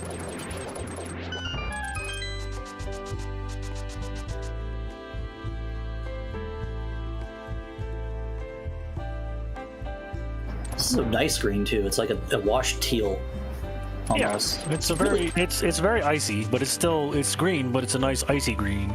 And I'm kind of glad that they implemented the palette shuffler to be a little bit easier on the eye rolls and the bots, because otherwise you could have ended up with some pretty nasty combinations, as some people who played multi-worlds have the experience to tell. Oh, for sure. I've seen some Pepto-Bismol Lake Helias, and it's just so much pink. And that is a map that we didn't have previous access to, could tell us whether or not we need that ice rod, and also we could be on a fire rod hunt with the knowledge that Skull Woods is in fact a crystal. And we have another raid, this time Wall Kicks coming on in. Welcome, welcome to the ZSR presentation of the Crosskeys Randomizer Tournament. Middle of a Swiss Week 2 matchup between Zeke and Corride, both runners 1-0. And both runners currently systematically clearing out Ice Palace, as both of them have almost the same item set. Corride having a little bit of extra work done between having done the pot area and already having single-dipped Eastern. But Zeke has one sword that Corride does not, and that could actually come out to be an advantage moving forward here. Especially if Corride doesn't find that sword until much later, it gives Zeke and it might give him an advantage in killing bosses faster. 80 minutes, almost full pendant crystal knowledge, but not the ability to really finish any of your... Oh. There's a fire rod in Ice Palace! That is a rumble fire at its finest. Fire rod locked by Bombos in Ice Palace, almost like having it locked by a lamp in Mire. That's fantastic for both runners here to be picking that up in just a moment. And that also does say we can go kill Mothula anytime we want now, especially since Zeke already had a lamp, but that's going to be the first fire source for Corride, and that's huge. That is a big deal. It's also going to make this cold stare fight absolutely free, with the half magic in both words as well. So that just puts us basically a cane and some information from Go Mode and a couple keys. One of cane or flippers, I would almost imagine. Only we do need cane, so cane and or flippers. Well, we definitely need flippers, don't we? Well, maybe not. No, it depends. I don't think there were any dungeons that were specifically water-locked. Of course, Swamp Palace, of course, we know is a crystal, so we need cane and flippers. Yes. And yeah, the lamp advantage is no longer really an advantage, although it does still help to have it, because it makes some of the dark rooms faster. And I don't care what anybody says, being able to see what you're doing in the dark is faster than having to hold out a sword.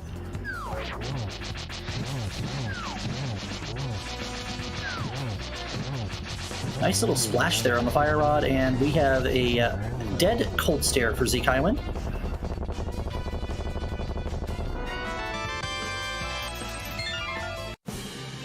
Well done by Zeke. And don't look now, but that's also both of our 5-6 crystals. So we do have another entrance we can play with, and Zeke has the ability to check that anytime he wants because he's already obtained the flute.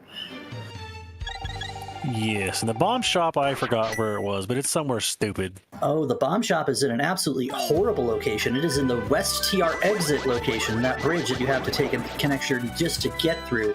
That connection being the main exit of Desert Palace.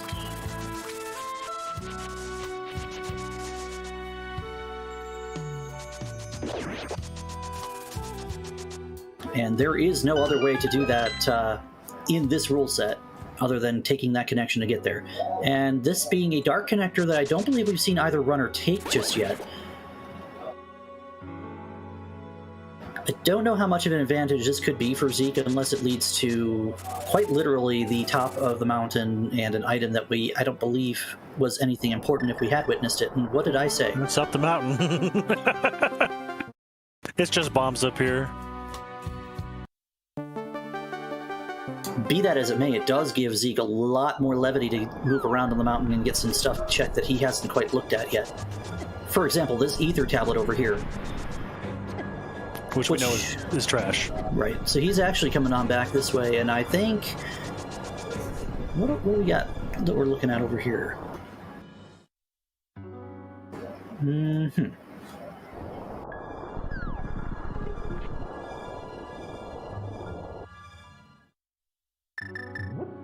Ah, yes, this was an important big key, the Thieves Town big key sitting here in Graveyard Ledge. So this is actually a pretty heads-up play to remember that this was here by Zeke.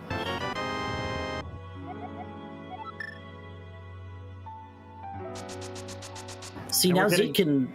Go ahead. We're getting another raid from Vortex of Doom coming in on this second week of our Crosskeys tournament, Swiss rounds. Welcome in, Raiders.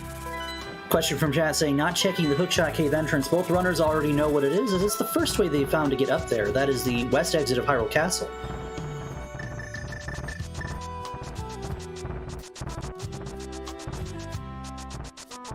As I stated, coming into the later parts of this race, we've seen a lot of information kind of shared by the seed. There's tons to look at and plenty more even to do.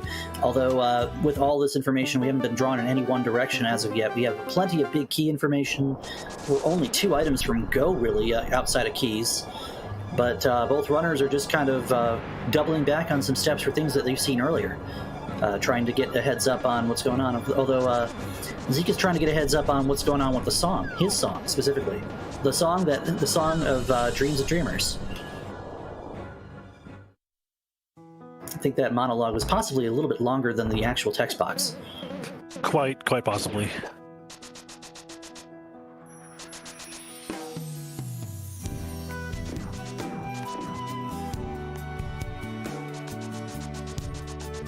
Yeah, we are missing the back entrance of Desert Palace, which is kind of important seeing as Desert, as we do not know whether that is a pendant or a crystal. It does have a boss for us either way.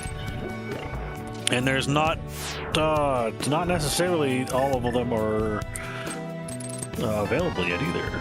And that is our 3rd bottle that we know of. That one having a fairy, which could actually be very much in handy since we're still only on 2 swords. The combat isn't terrible, but it's not great either.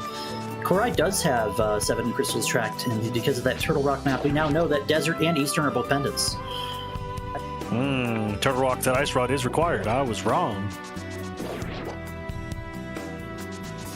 Alright, Zeke gonna go ahead and go out to the main of Desert, which does take you over to Bomb Shop, which I think Zeke is gonna make a play for the big red bomb here.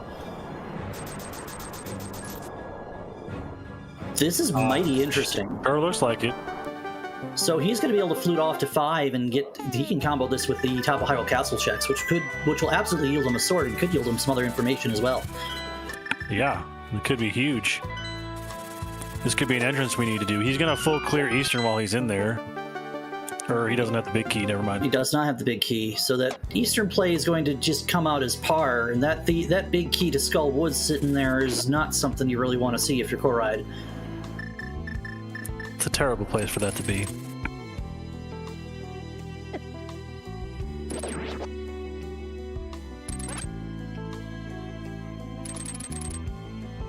What entrance could possibly be at this bomb shop? I don't know if there's anything really crazy important that we could probably want to see.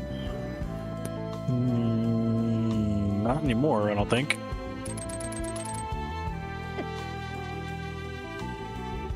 There's not very many entrances left that we need to find. And both runners probably want to see a cane of Samaria or a pair of flippers before anything else here, although continuing to find other keys, that just gives you more to actually do. And Zeke's going to witness and pick up that tempered sword. He's going to be real happy to have it. Yeah, that's definitely a good sword to have.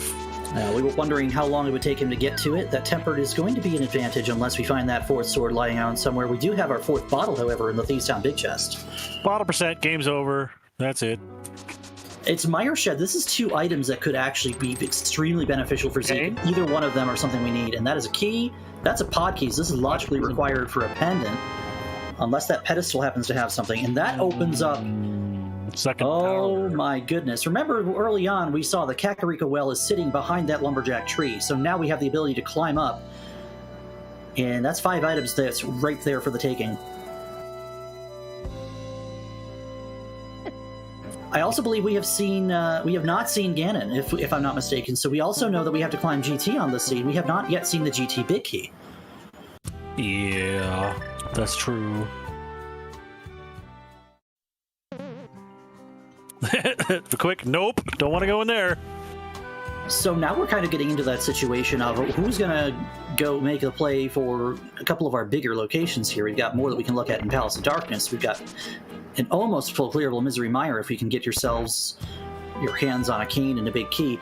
We're essentially in no mode at this point. We just need to find where things are to be able to tackle things that are going forward. That Kakariko well, just kind of sitting out there is something to really pay attention to. I'm betting canes in the well.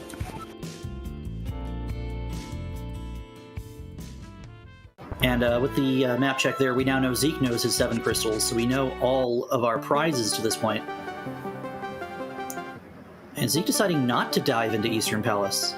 He doesn't have the key, and he doesn't want to risk it. That's actually probably going to be very helpful for him, because as I recall, Eastern Palace didn't have anything of great knowledge to us. It does not. I don't remember where the big key was, though. Oh, he's going to get it in just a moment, because the big key is over here in the the Palace of Darkness area.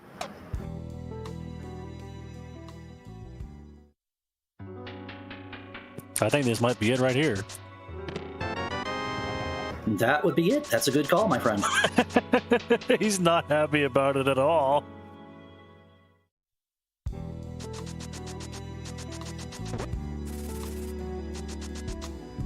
We're going to see a Mothula fight from Corride here. He's going to pull out that hammer. Hammer will do tempered sword damage to the Moth. So 4 whacks will do it as long as Moth isn't sitting down on the spikes here.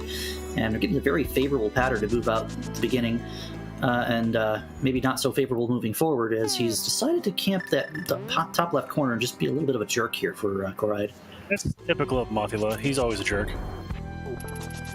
And he took that slash there, and a hammer shot probably would have killed Moth. Now, we do have a little bit of extra safety there with the red mail. All Moth's attacks are doing half a heart. Spikes will always do 1 heart, but that was kind of scary. You came in with close to like 12, 14 hearts and then came out with 4. Moth has a shovel. Thanks, no. Bug. We're just digging into the seed here at an hour 30. We've got a shovel off of a crystal boss, and that's probably something we're going to see chased sooner rather than later, being only a few items from go. Did we ever see anyone turn in the mushroom, by the way? No, Zeke is the only one that has it. We also haven't seen Stumpy either, as far as I remember. And Nordic Randomizer now with the raid. Welcome in, welcome. This is the Week 2 Swiss matchup for the Crosskeys tournament. Zeke and Corride 1-0. One of them will come out of here 1-1, the other one with a 2-win record. And so far, we've got plenty of divergent paths going on here. Right now, the biggest information we're looking for is we need a Janet's Tower big key, because we know Ganon is behind Aga 2. We need the cane and the flippers for go mode, and we're still missing some Crystal Dungeon big keys as well, so there's a lot to be paying attention to moving forward here. Which is amusing, because we've been to a lot of places. The one thing that I really like to see, I want to see those flippers so we can go clear Swamp, because Swamp's got an amazing amount of checks inside of it.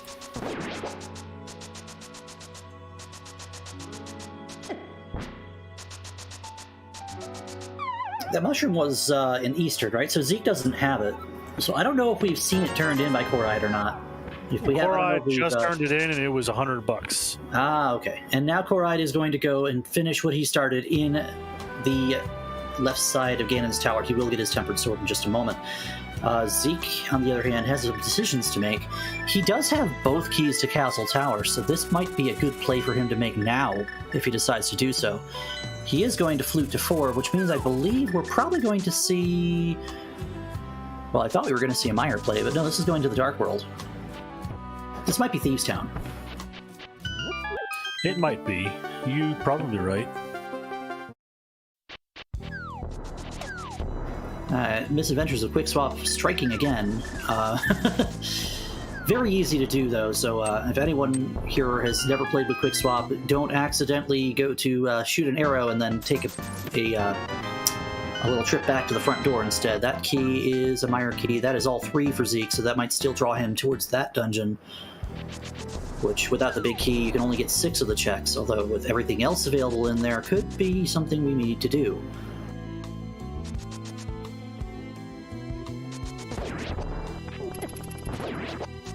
So to remind our tracker in chat, give our trackers a big round of applause for keeping up with all this, by the way, because it's been hard for us to do so. Kakariko Well is sitting behind the Lumberjack and thus behind Aghanim 1. So a Castle Tower climb is available for Zeke having both keys, but not for Corride as of yet.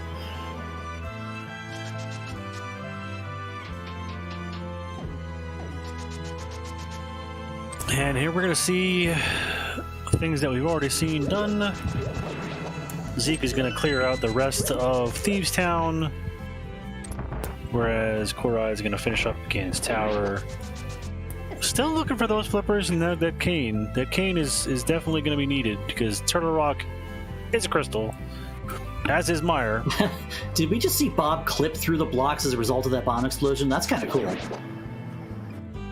Bob is an amazing guy. So, to answer your question in chat, the Cape is what led to the entrance that gave us our Moon Pearl in the early parts of the seed. Cape, of course, was on Race Game.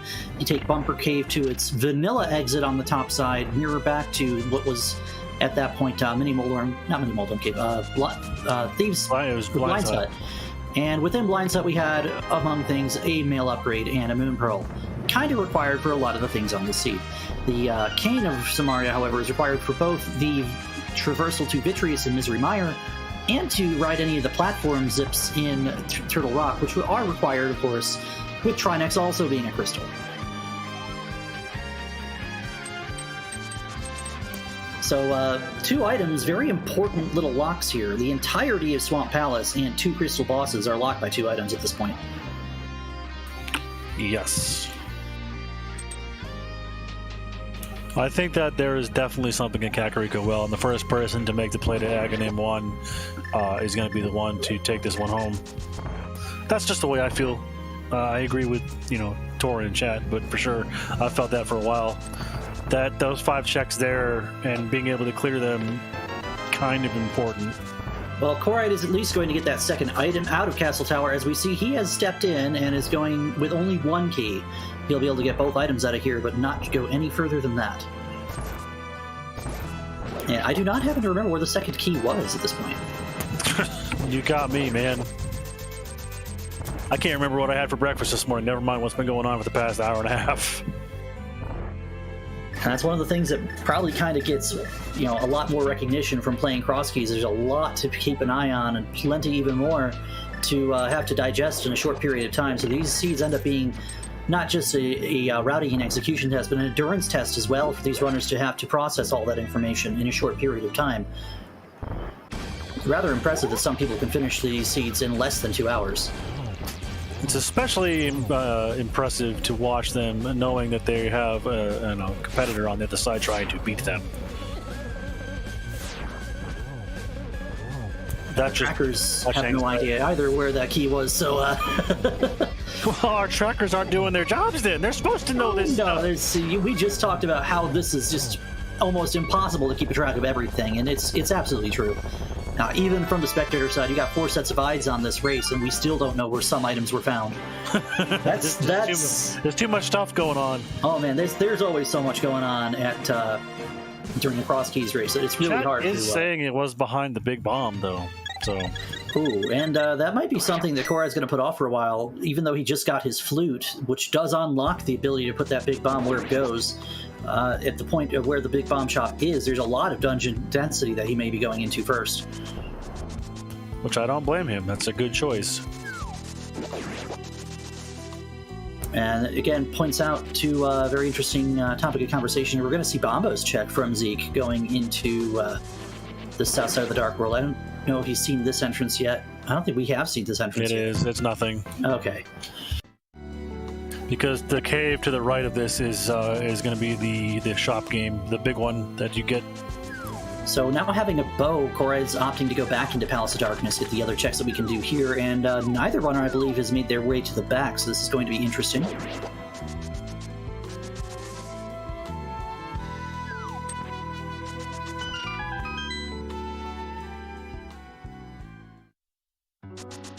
Here's Super Bunny Cave. We haven't seen this yet.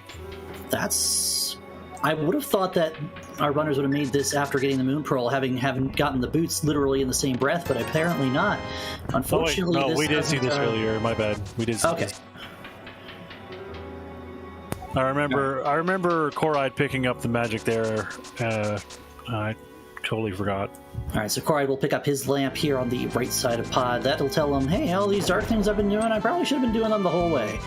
And now he's got the ability to go all the way to the back of Pod with, let's see, we got one spare key. So you might see a save scum of something, you might not. I'll tell you one thing you'll definitely see is a hammering up. Most likely. That double pixel perfect jump, that's so awesome to watch.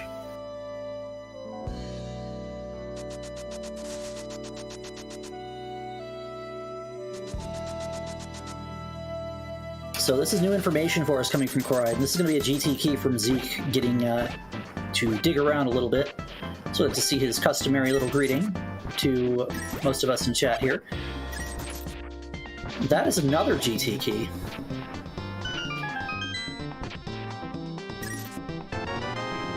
How nice of him.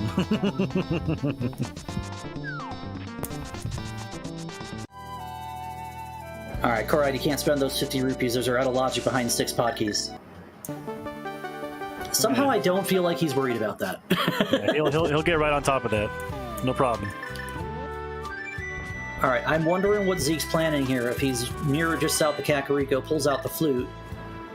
Skullwood's just going to finish him off and get his shovel. And we still haven't seen anybody touch Mire. There's 5 checks in there that are available. That could be the cane in Mire, or the flippers. You know, actually, that's 6 checks, because they can do everything except for the big chest in Vitreous. Oh, there's 8 checks in there, isn't there? Whoops. He sure is. And the same to be said about getting the back of Pod, which, again, hasn't really yielded too much here for Corride, but he does have an extra GT small, which, if the cane shows up, is going to be nice for knowing that you have to go to the right side of GT to possibly get, another 4 items. 5 items you do Tile Room, which in this mode, if you can get the cane, you're doing Tile Room. For sure.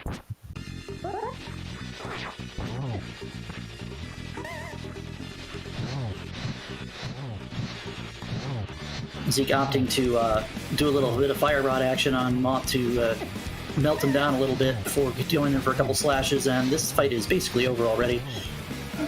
Kill it with fire! And like Corride's fight, having an issue with the spikes, but taking care of business there. Speaking of Corride finding silvers on Bombo's tablet, that seems like an item that Zeke is probably not going to find. Silvers are a nice find. They definitely make some things easier, especially killing Vitreous. So we know for certain that that book locked one thing, and that one thing being one of the bows that we got, the other one, of course, being in Pendant Desert. So, a very interesting set of placements for the bows. And this time we're going to see a Mire play from Corride with all 3 keys. He knows he can do 6 checks in here. Zeke's going to go ahead and dig up quite literally nothing for the ground.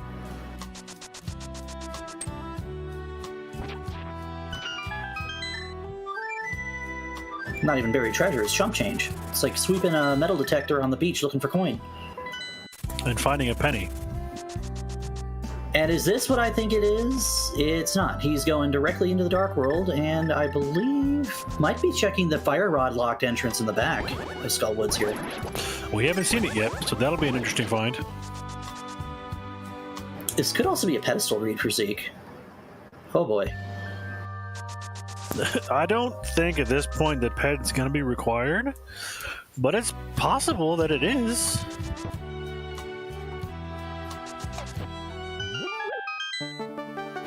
I'm just asking myself, what is here on the dark side of the world that he could possibly want to dive into here, and he is going back into Skull Woods, which is rather interesting. Yeah, Zeke does not yet have the book. I believe the book was that an Eastern? No. Where was the book? You got me, man. It was somewhere. He does have the Skullwoods big key, so he's going to go out of his way to make this check at the very least here, and this check is a compass, so forget that. That was totally helpful. There's a big key of Meyer in GT in Meyer. That is logically 3 key locked. So again, Meyer saying, "Hey, you should probably come this way." Now we can add the potential for items being on the climb into our conversation here. Also in the big chest. Yeah, and both runners have already gone all the way down left side. So there's the flippers in Meyer. Goodness. That's not good for Zeke if he continues to dodge Misery Meyer. In this situation, I think you'd rather do it, but if you don't want to have to double dip it, then you're going to try not to. Desert. Oh, this is interesting. Now things are really getting interesting. Because what if Lanmo has the cane?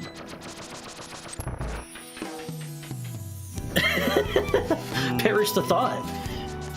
That would be brutal. And there's the powder as well, so that gives us another check to do off Magic Bat, and a nice safety that our runners really don't need at this point with 2 rows of hearts and red mail. Speaking of 2 rows of hearts, he's only got a heart and a half left. That's fine. One of the bottles did have a fairy in it, and as we do see, he has a cheap bottle percent, so... Yeah, not wanting to double dip Meyer is probably a good reason to not go into Meyer, although in this case, with the 6 items available, that has unlocked an entire crystal dungeon for now Corride to go ahead and dive into Swamp Palace, waiting for us all the way by where the lumberjack tree is. Yeah, and that's 10 checks in Swamp. That's a lot of checks. And it's a crystal, so you kind of need to do it anyway.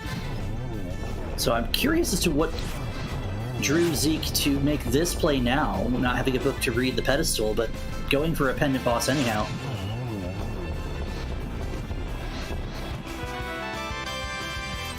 And unfortunately, Desert's boss has not yielded much, so pendant off of Lanmo and nothing else to show for. That's a big key, that one. Oh, that is a logical and hard required double dip of Misery Meyer to get your flippers to get your big key right away. And we still can't finish Meyer. This game's mean. Meyer's like, hey, here's your flippers. Go to Swamp to get my big key. I'll see you on the flip side. And back to 3 for Zeke. Is this the Castle Tower play we've been waiting for the entire time? Yes, it is.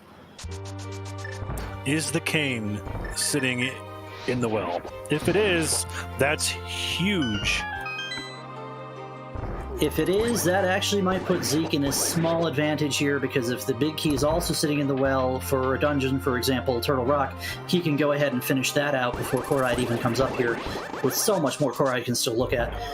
Although things are starting to get a little bit thin here, and once you got this 10-item check dungeon out of the way with Swamp Palace, there's really not too much more to do. No, there isn't.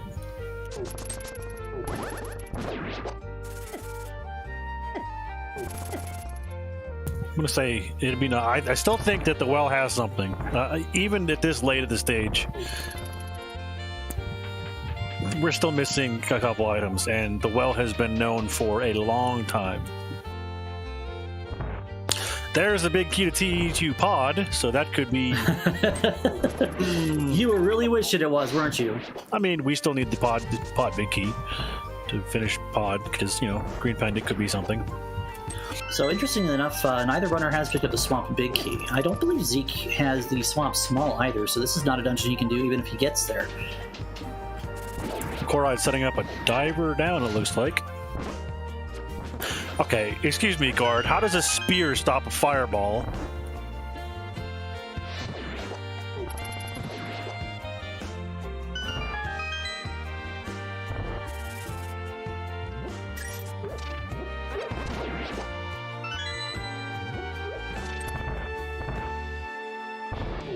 Very nicely done, and the execution of that diver down.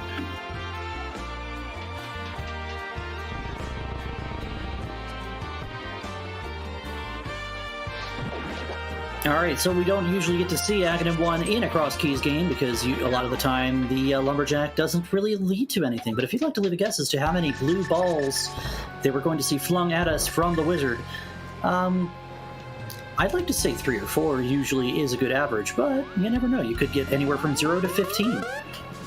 I have yet to see 15. Sayri UX, being the typical troll that he is, saying 15 for sure. See a number of 3s, actually 3 3s in sequence here. Nothing really showing up on left side swamp either. So this is going to be a moment of truth here for both runners. Does Zeke find something that we need within Kakariko Well? Does Corride find something we need within Swamp Palace or finishing out Misery Mire? We don't know, but we'll know soon. Well, he can't finish Mire yet. He can go back in for one more check, but he can't finish it.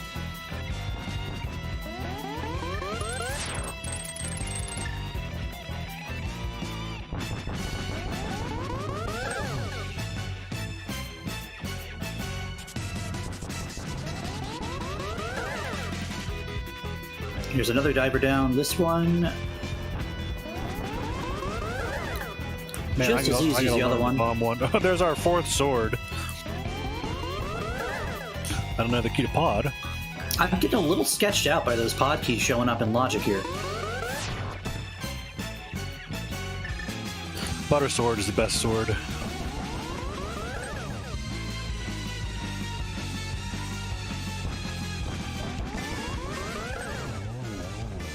And down goes a wizard for Zeke, so in just a moment, there's some bombs for Ganon as well to take with him, so we'll see him again later. Yeah, the bombs are much deserved.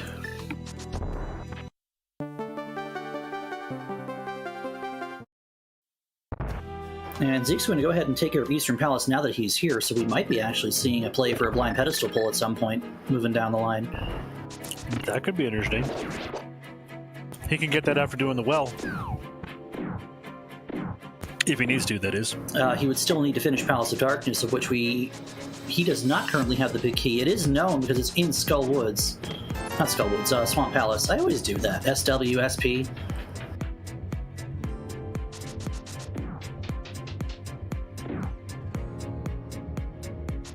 We have already seen in this past week where we had a cane on pedestal in a seed, so sure certainly wouldn't run it past the seed generator to do it again. Yeah, that's definitely something you're not likely to see very often, but it can happen. There's also that worst case scenario of the Green Pendant turn-in with Sahasrahla being where he is, being required. I don't think the traversal to him is really that bad, although his location wasn't great.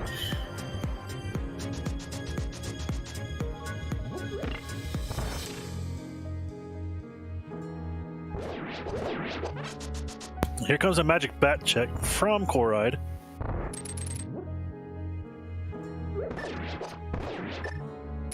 Is it what we need it to be? No. Just some toilet paper.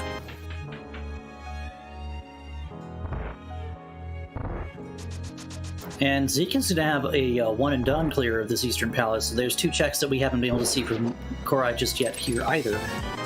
Checks that he opted not to do entirely. Barmos has the red cane. That could be huge.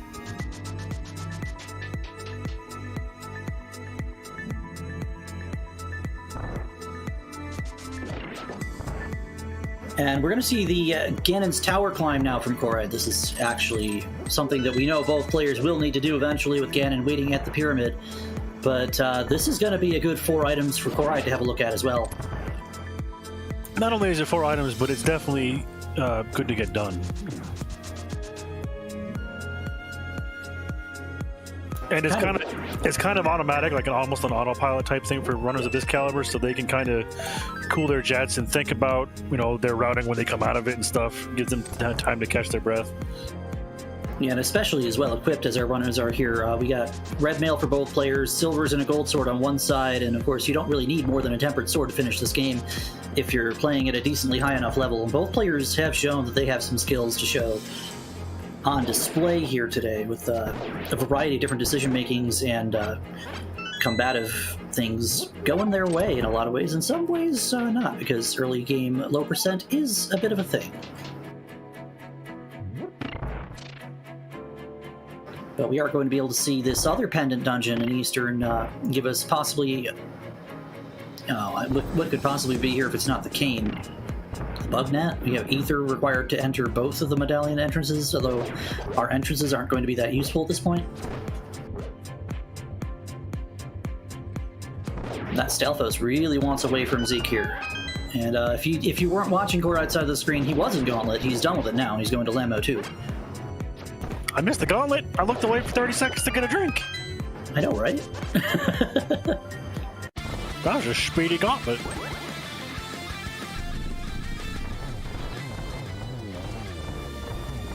Zeke setting up this sweet quick kill on Armos Knights. Does he get it? No. Yeah, just a little bit off to the right on that. That's a blue bat for Zeke, so we're not getting any help from Eastern Palace here. Although that is now 2 pendants down.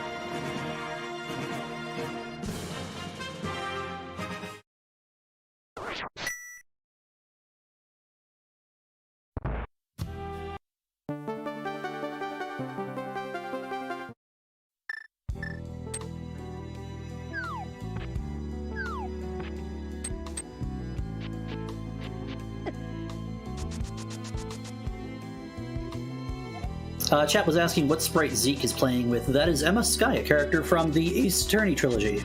Well, universe, rather. Not necessarily the trilogy. I think she was later down the line. I definitely know the sprite that Corride's using, though. I've seen that one before. Yeah, that parallel worlds link is something you might see other players like Asder pull out in the middle of a race as well. Small key to TR at the top of GT, that's a good place for it. 2 more checks up here for us to look at. One of them is locked by 4 keys in logic. Of course, we haven't seen the 4th key yet, I don't believe. That's 10 arrows. And another visit with Moldorm here. A much better equipped visit. Here, have a gold sword to the tail. You're already dead. You just don't know it yet. And that's the other end of Super Bunny for Zeke, so he's not going to be happy to see that as well. He should probably go straight to Kakariko L from here. And that is a required big key to Turtle Rock at the top of Ganon's Tower. What a terrible place for that to be. Oh my goodness. And now we're just a, oof. These were a cane from no mode?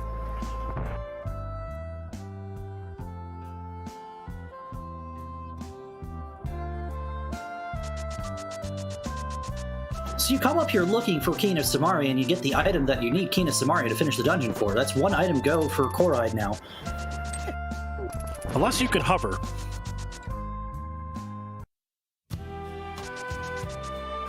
And we are going to see the well from Zeke at this point, I would imagine, as he's put it off since he's done Castle Tower for quite some time.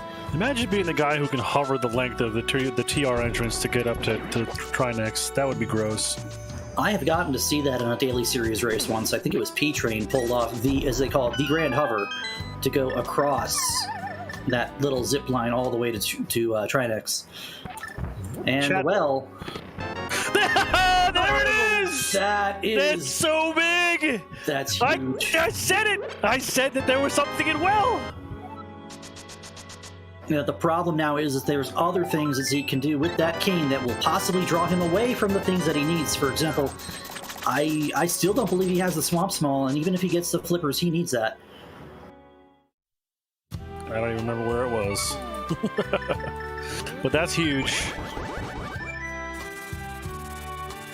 And that is the kind of out that Zeke needed to stay in this race, because as of right now, we're going to see some extra checking from both players. Now Zeke's going to go right side GT and not having the big key. This is just 5 checks for him. Here's another thing that we don't here. have. We don't have Titan's Mitts. Titan's Mitts would be bad for either runner to find here. It doesn't unlock a whole lot, but it does give us easier access to some places and some entrances we just haven't seen yet. For example, the TR entrance is one that we would be able to do. We found a swagnet inside TR. So, I mean, we got one item go for Corride. We know what his end game is now, is he's going to have to go ahead and get that red bomb, pick up the second castle tower key in Mire Shed at the Pyramid Crack, and go ahead and say hello to the earlier version of Ganon, little time travel action. Blue Cane in Vanilla is located in Spike Cave. And that would be a Quake Medallion that we know does absolutely nothing for Zeke Highwind here. Did he skip Tile Room? No, he got the Quake out of Tile Room. Oh, okay. I looked away again. Corride is doing flipper checks. We've already seen Zeke take care of these. So, nothing doing here. We got an empty house at the waterfall. I believe it's a piece of heart and, forget. Nothing really important going on in the Zora region, so this isn't going to yield anything for Corride either. I honestly thought it was a Tilda coin. No idea it was Quake. Yeah,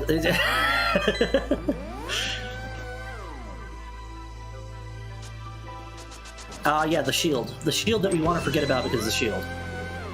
Mm-hmm. Alright, so, yeah, this is kind of, he needs one thing and everything else will fall on his lap for Zeke.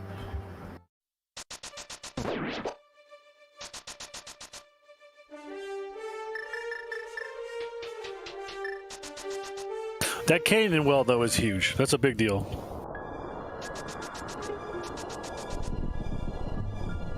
Pyramid drop down is Ganon. And so this is basically you have to kill both versions of Ganon today. One for a Kane, one for Ganon. Because this game is awesome. Chad is saying he's just so short on big keys. The biggest thing that Zeke's got going on right now is he is short a small key that literally leads to a couple of the big keys that he's looking for. The Ganon's Tower big key, of course, being in Swamp Palace, that leads to the Turtle Rock big key. The Mire big key requiring the flippers out of Mire to get into Swamp, to get the Mire big key out of the front of Swamp. It's just a mess. Problem here is Zeke does not have the Swamp Small, so even though he can get to the Mire big, unless we remember where Swamp Small is and he picks it up, that's a problem. That's a big problem. Indeed. And high five from our runners. They're both in the same room at the same time. Yeah, well, Zeke did obtain this Desert Small out of the well as well, so he's going to chase this, thinking it's something regressive.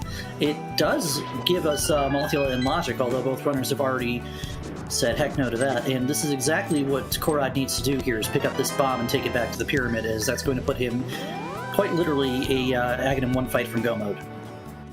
Indeed, and it's a matter of when does he make that kill, or that trek up to Ganon's Tower, or Aga Tower to do it. Well, I would imagine with not too much else to really look at here, and he needs Kena Samaria to finish his last 2 dungeons, I would say he does this immediately after getting the key out of Mire Shed.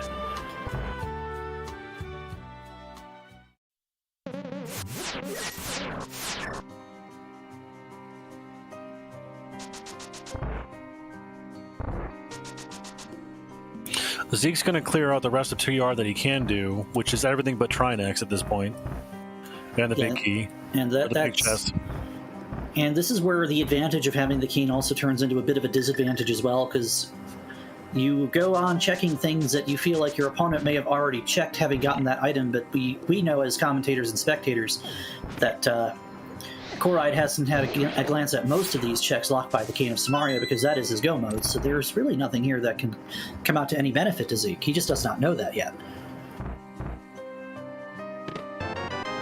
There's our book. We found it. Yes, we can read now. You know, it only took us 2 hours to learn how to read English, or Hylian in this case. Hylian is a very complex language. Oh, to me, it just seems like a series of pictographs and wingdings or something like that. Can you read wingdings? Because if you can, that's impressive. Yeah, and late game book is not good. And of course, neither is that Castle Tower key, where we're finding it here. But that is probably going to put Corride in the direction that he really doesn't want to go, but we know he necessarily needs to go here.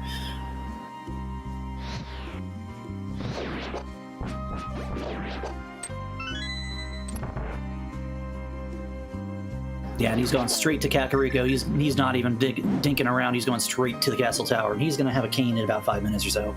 By the way, thank you to My Pink Friday 87 for saying that they would like to see you and I do commentary again, because we are very entertaining. I appreciate that. And I appreciate hearing that as well, and I also appreciate the opportunity to come with my friend Semper, as it's been some time, dear. Been some time. Yes, we've, been busy with life.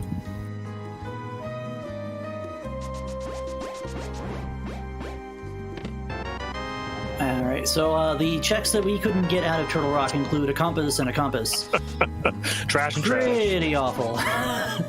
Yeah, that feels bad, man.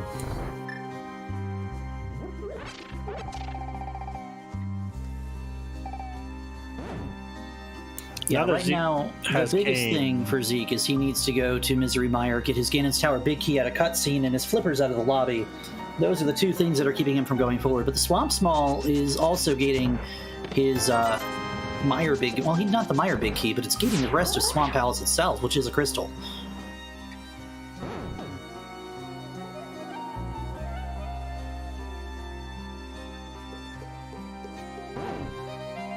It's a pretty terrible place to have a Mire Big Key locked behind going into Mire. It's just not fun.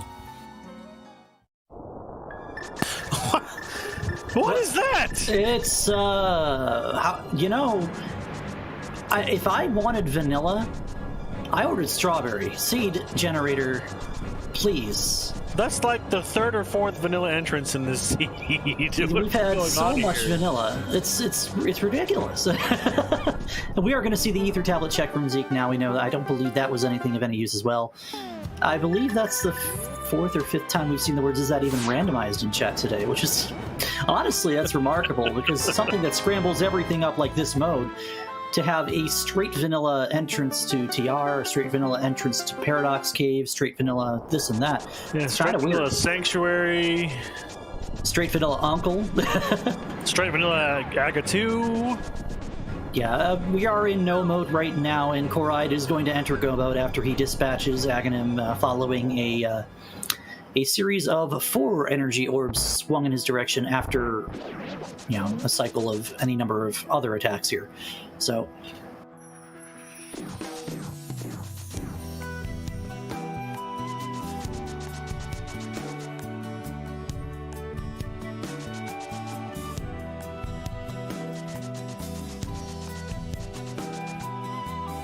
I don't think Corride's going to do Eastern Palace. He doesn't need to, unless there's something in there that we need, which I forget. He only has 2 checks in Eastern versus the 5 in Kakariko Well, and this is the back of Turtle Rock here at checkerboard for Zeke, so that's 4 checks he's going to be able to make, plus a 5th to go to Crystal Roller if he has not already.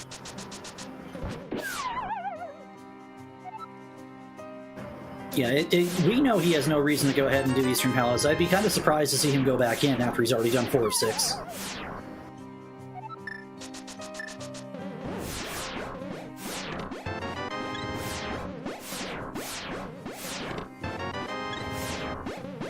And that's where all the hearts came from, I guess. That's going to be a flute off to 3 and the immediate check of Kakariko Well for Corride, Yeah, which we know will put him in go mode. He'll be in go mode for sure.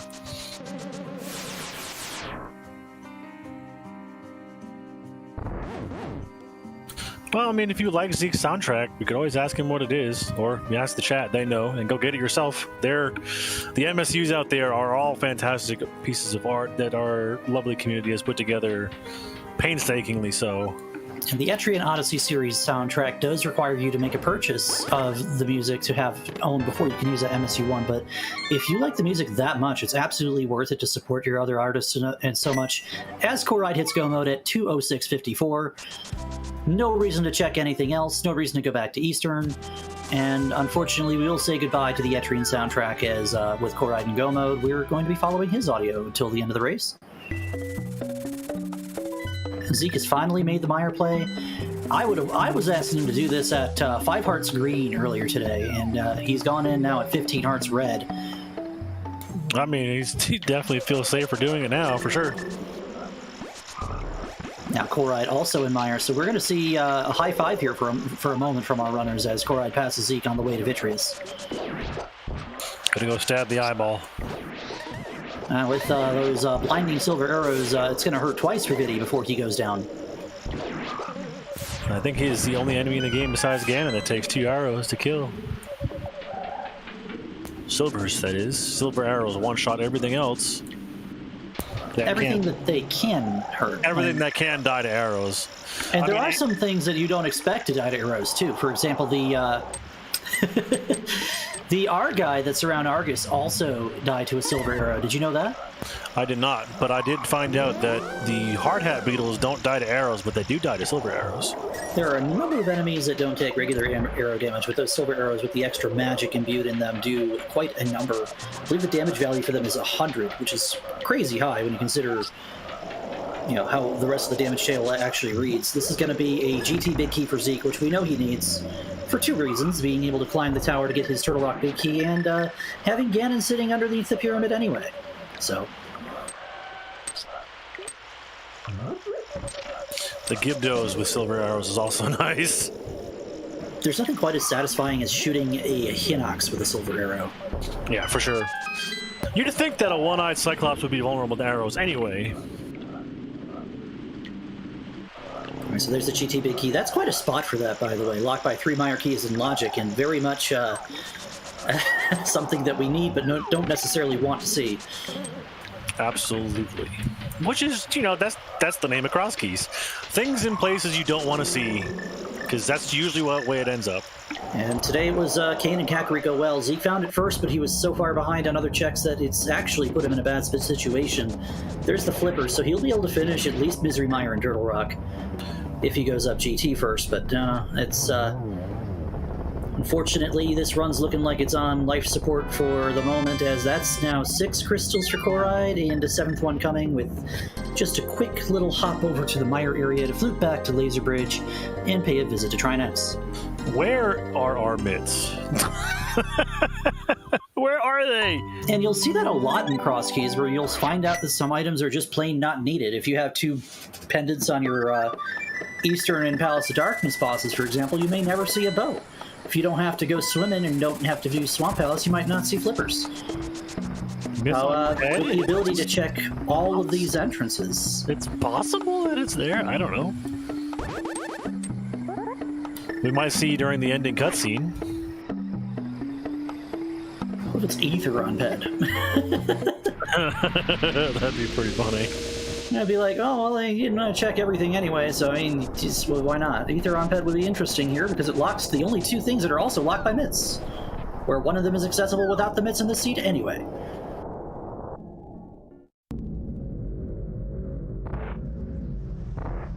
Oh, this is a little bit of fancy connector tic-tac-toe here for Corride, as he's gone up the mountain to take Desert East, to go out Desert West and end in the Mire area to mirror back to Laser Bridge.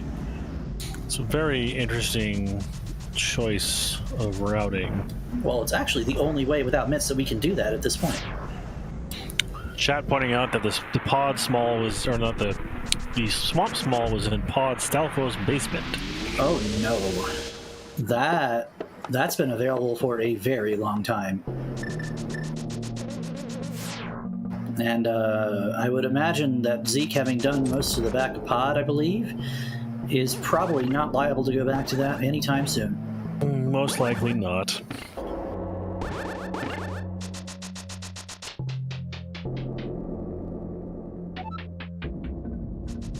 Well, forget reading the pedestal in the end cutscene because we're going to see a read of it right now for Zeke. So everyone just get a little bit of love for the pedestal in chat.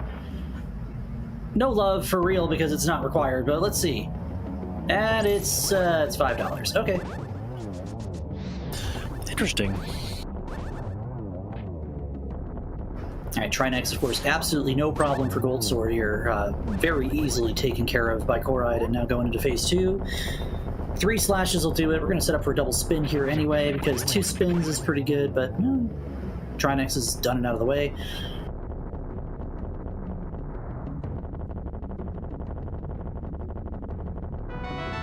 Yeah, here we go back into Ganon's Tower for Zeke. I'm curious as to what... Oh, he's going to Big Chest. Oh, boy. That's a long way to go. And that's a 7th crystal for Corride, so in just a moment, he actually, all he has to do now is, this Go being a Dark World entrance, is save and quit. And he's right there. Yep. And then he's just going to fight the big pig with gold sword, silver arrows. This is going to be quick.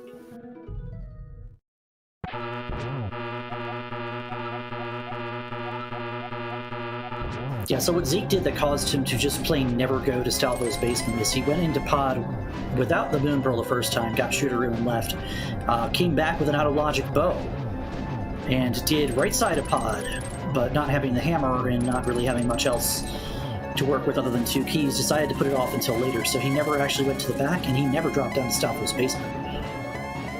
Kind of goes back to something Incoherent said in chat. If the game gives you a pod key, please just open the front of pod. Chances are you're going to be leaving something that you need for quite some time if you do not.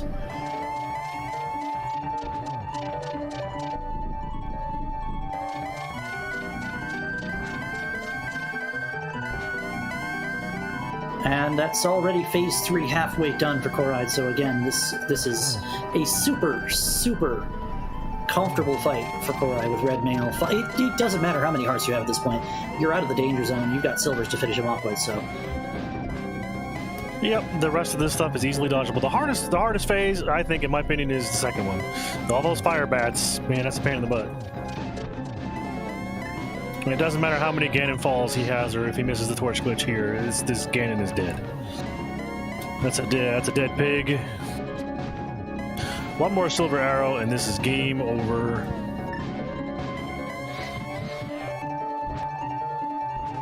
All he has to do is walk across the bridge. It's a very treacherous bridge. It's only 1x3, so it's very easy to fall off. And the worst way to feel about it is if you fall off after killing Ganon. But we're not going to see that. We're going to see a GG series in chat, and Corride will finish first place of our 2 runners here today with a time that will be shared with us shortly here. 2:14.44 on the race time. GG to Corride. GG, and of course, Corride. And I always just want to leave the Triforce on that little victory message when it says, I'm sorry, and just leave it right there. I don't need to hear anything else, Triforce. Just tell me you're sorry and be done. It seems like a really good place to leave it, for sure. It's a double Aghanim required seed. Pedestal not, but this seed had all of the fun stuff going on here. Well handled by both of our runners. Of course, it's all about the routing and the choices that you make. In this one, there were some pretty awful locations for a number of items that have just kind of bit Zeke in the butt, and things that worked out well enough for Corride that he had some choices to make, but he very nearly last located that cane just because of how many things he had, done and over with beforehand.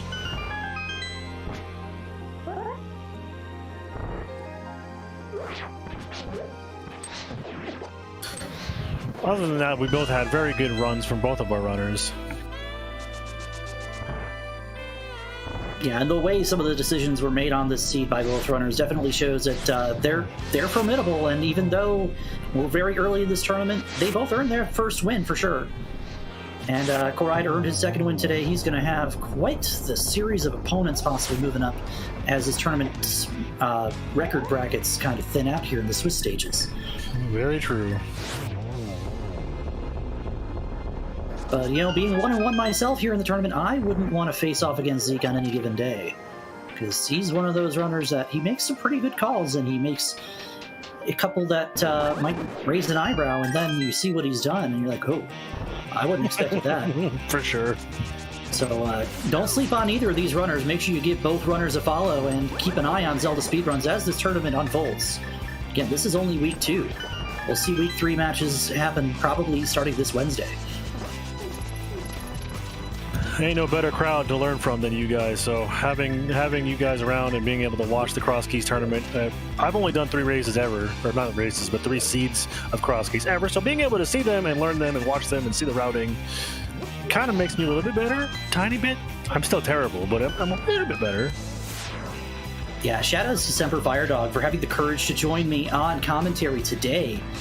Semper and I have a lot of time together playing SMZ3 Combo Rando over on other networks, but this is the first time we've actually had a joint venture in Crosskeys, a mode I've enjoyed playing for quite some time, and now here I am finally sharing some experience with chat. It's been quite an experience today. And wouldn't be a full crew here without support from our restreamer and tracker Star in chat there, trading dragon emotes with our other tracker, Torin the Dragon. Thanks for all of the help from ZSR and the community. And of course, all of you chat for being here to give these runners something to cheer for. Each other and the crowd. It never makes me feel better than hearing chat say thank you to the commentators. That's great. I mean, we're not here for the entertainment. We're here to provide information. Like, the runners are the entertainment. But it's good to know that we do a good job as well. All right, so Zeke is going to go ahead and finish off Aghanim 2. That's his Turtle Rock Big Key, so he can go to Trinex anytime he wants now.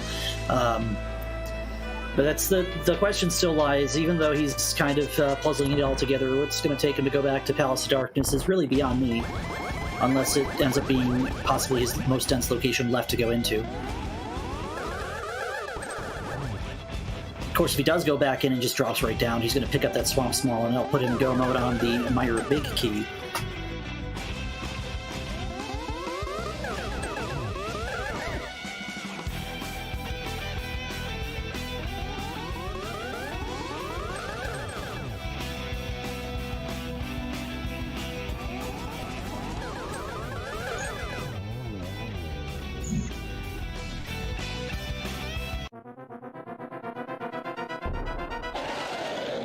So, GG's to Corride, who's, yep, you can interview him now. Wanted to know, in case you guys hadn't noticed, I took him for a reason. Just waiting for a cue. Just sneak in, yeah. Thanks.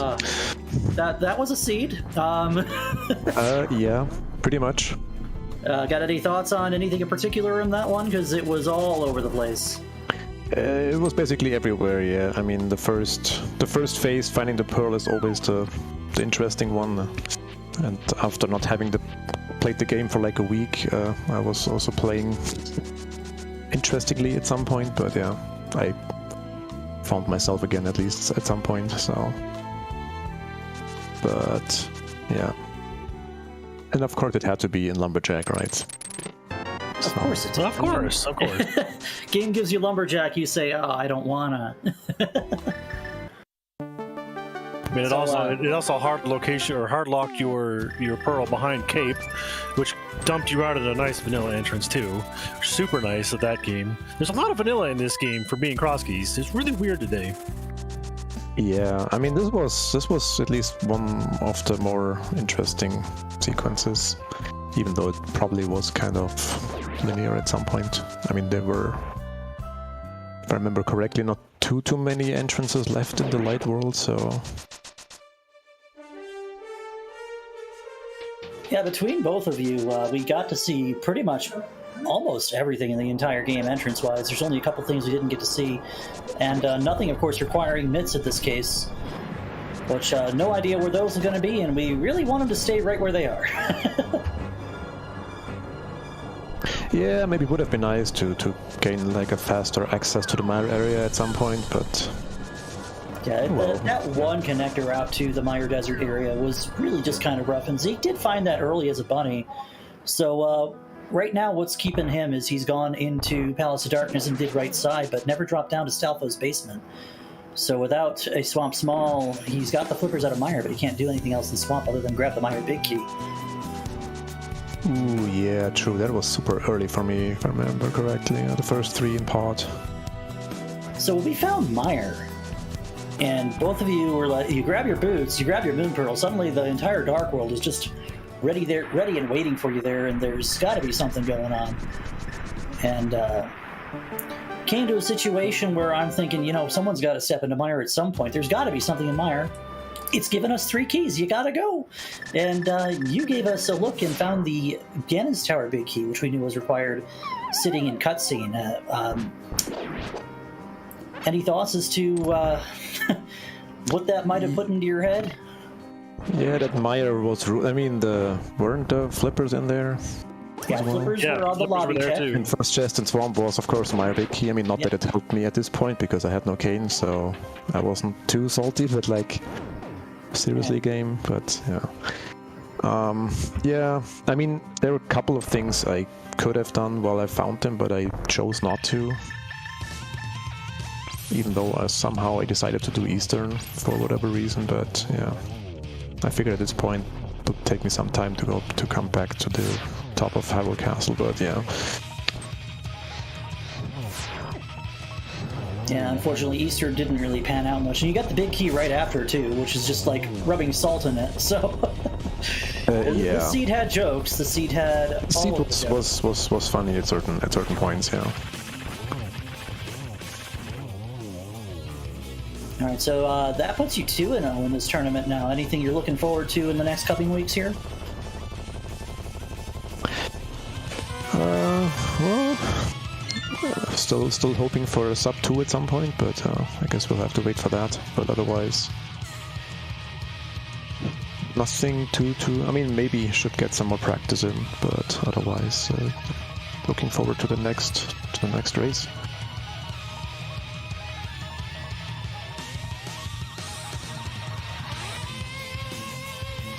I definitely need to pay attention to more of these races. These are amazing to watch.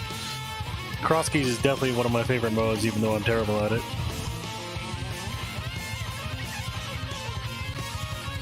All right, I do believe Zeke has decided to take care of Trinex and then said, I don't feel like hunting around everything I've got left over for a key, so he's going to hang it up. And a good game to Zeke as well. Actually, Zeke was the first of the 2 of you to climb Castle Tower, so he had the cane earlier, but that also resulted in a couple extra checks as well, and that is Zeke joining us. GG, Zeke.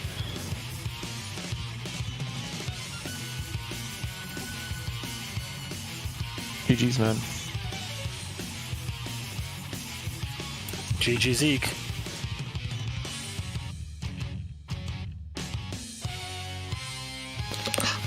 I was muted. GG's.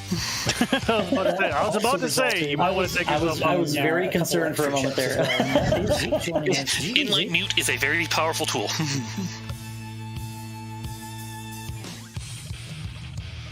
GG's, man. All right, Zeke. So you forfeit after Trinex. What's on your mind? I don't want to go to Pendant Pod. That's fair. Unfortunately, you have to go to Pendant Pod because I know I have to go to Pendant Pod at this point. Yeah, the key that you were looking for is in Stalfos' basement. I almost went down there because that was in logic with 1 key when I was over by Dig Game. Oh, it sure was. Man, that's a call to make too. It's like I think the first time you went into Pod, you Bunny revived it, so you really didn't have any inclination to dig too deep, and you got your Moon Pearl not too long after. So there was a lot more to really think about, and chasing Bolog's side as well without a hammer. These are very defensible plays, and it's a lot of ways that Crosskeys can either go one way or the other for any runner on any given seed. Oh, absolutely. So major props to you, though, for picking up that bomb as soon as you found it available and finding the extra Castle Tower key. Was that in the ferry? Yeah, the Mire Shed had a pod small and a Castle Tower small, so you put off doing Aghanim's Tower for a little bit, and then after you did so, you put off doing the well. What was your thought behind that? I put off the well because I was concerned about that. I put off the well because I was like, if I'm going to dive Easterness, let's see, now is the time because I'm here. And then I was actually concerned about that bomb wall down at Dark Highway because I didn't have a fast way there because I forgot about it after doing paradox after I found it again. I lost several entrances today. Yeah, it was really unfortunate how that bomb just skipped just short in that Paradox Cave shop wall. Could have saved you a couple minutes in terms of, the difference between buying 10 bombs and walking out and being pretty much locked out of checking entrances in both shopping malls at that point. But it really didn't come out to hurt you too much, so, yeah. You found that flute rail early, you found the cane relatively early. The cane was nice because it's something you need to finish, but it also, that we know, Corride came to the cane rather late. The only other things he really had were the Rest Dependent Pod, the Back of Desert, and the 2 checks in Eastern because he dove without the big key. So he didn't have too much else to look at, so it ended up quite incidentally causing you to overcheck some stuff looking for other things. Yeah. The main question I have for both of you runners is, did you have fun? Yes. It's Crosskeys. How can you not have fun? Oh, I've seen plenty of Crosskeys seeds where you can't have fun, but this I watched this a few of them yesterday seed, that weren't that fun. This particular seed had everything. It had vanilla entrances. It had a rather interesting moon pearl sequence to get through things early. It had locations in bad spots with only one way to get to them. For example, the laser bridge, only accessible through the connector through desert. This had it all. The climb required, GT required, almost an all dungeon seed, really, because there was something everywhere that came out to be required for one reason or another, except Eastern. Yeah, I was a little disappointed in Eastern Palace. Usually it doesn't let me down like that. The big one I lost was actually Misery Mire behind my house. Oh, and I was wondering, too, I thought maybe with the boots, the hook shot, and a lamp, because you've gotten and done both side mire, that you probably would have gone into low percent mire.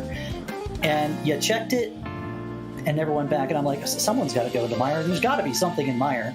Well, Flippers and GT Big Key were waiting in mire, so... I was going to flip a table if that Big Key was mire again.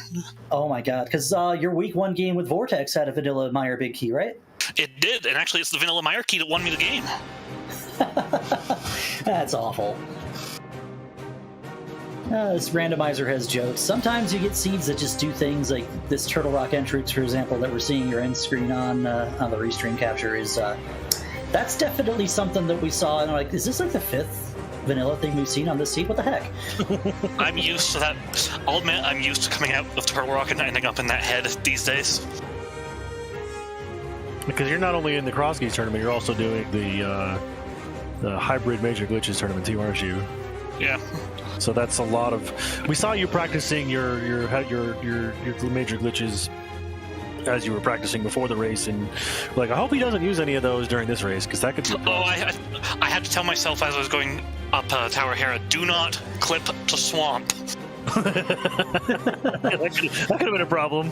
All right, so GG to both of these runners again. Corride taking this victory. He will go 2-0 coming into week 3. Zeke, Zeke's going to be 1-1, so that's someone, like I said, I'm not looking forward to possibly having a gander to play against in this coming week, but we'll have to see. You'd have a good shot against me. I don't know. You showed some good stuff today. By the way, Zeke, you can stop your timer.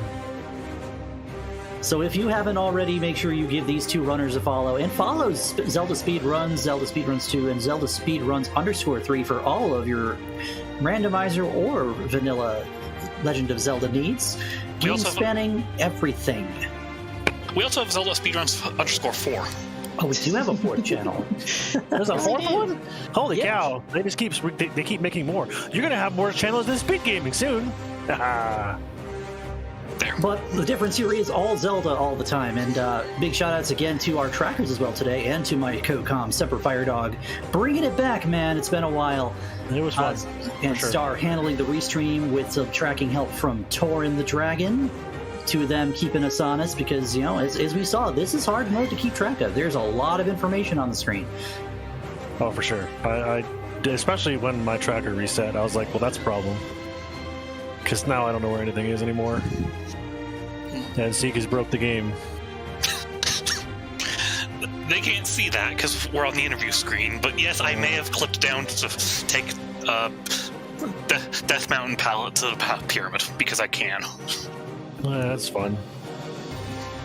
So, any final thoughts before I turn this back over to Star and wrap this up? Just a big thanks to you and Semper for commentating, Torn and Star for tracking, Star for restreaming, and ZSR for hosting.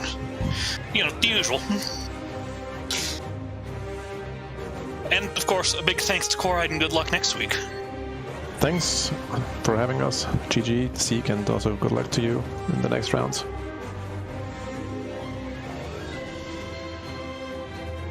Alright, and yes, that's my cue. So, yep, you've covered everything as far as shoutouts go.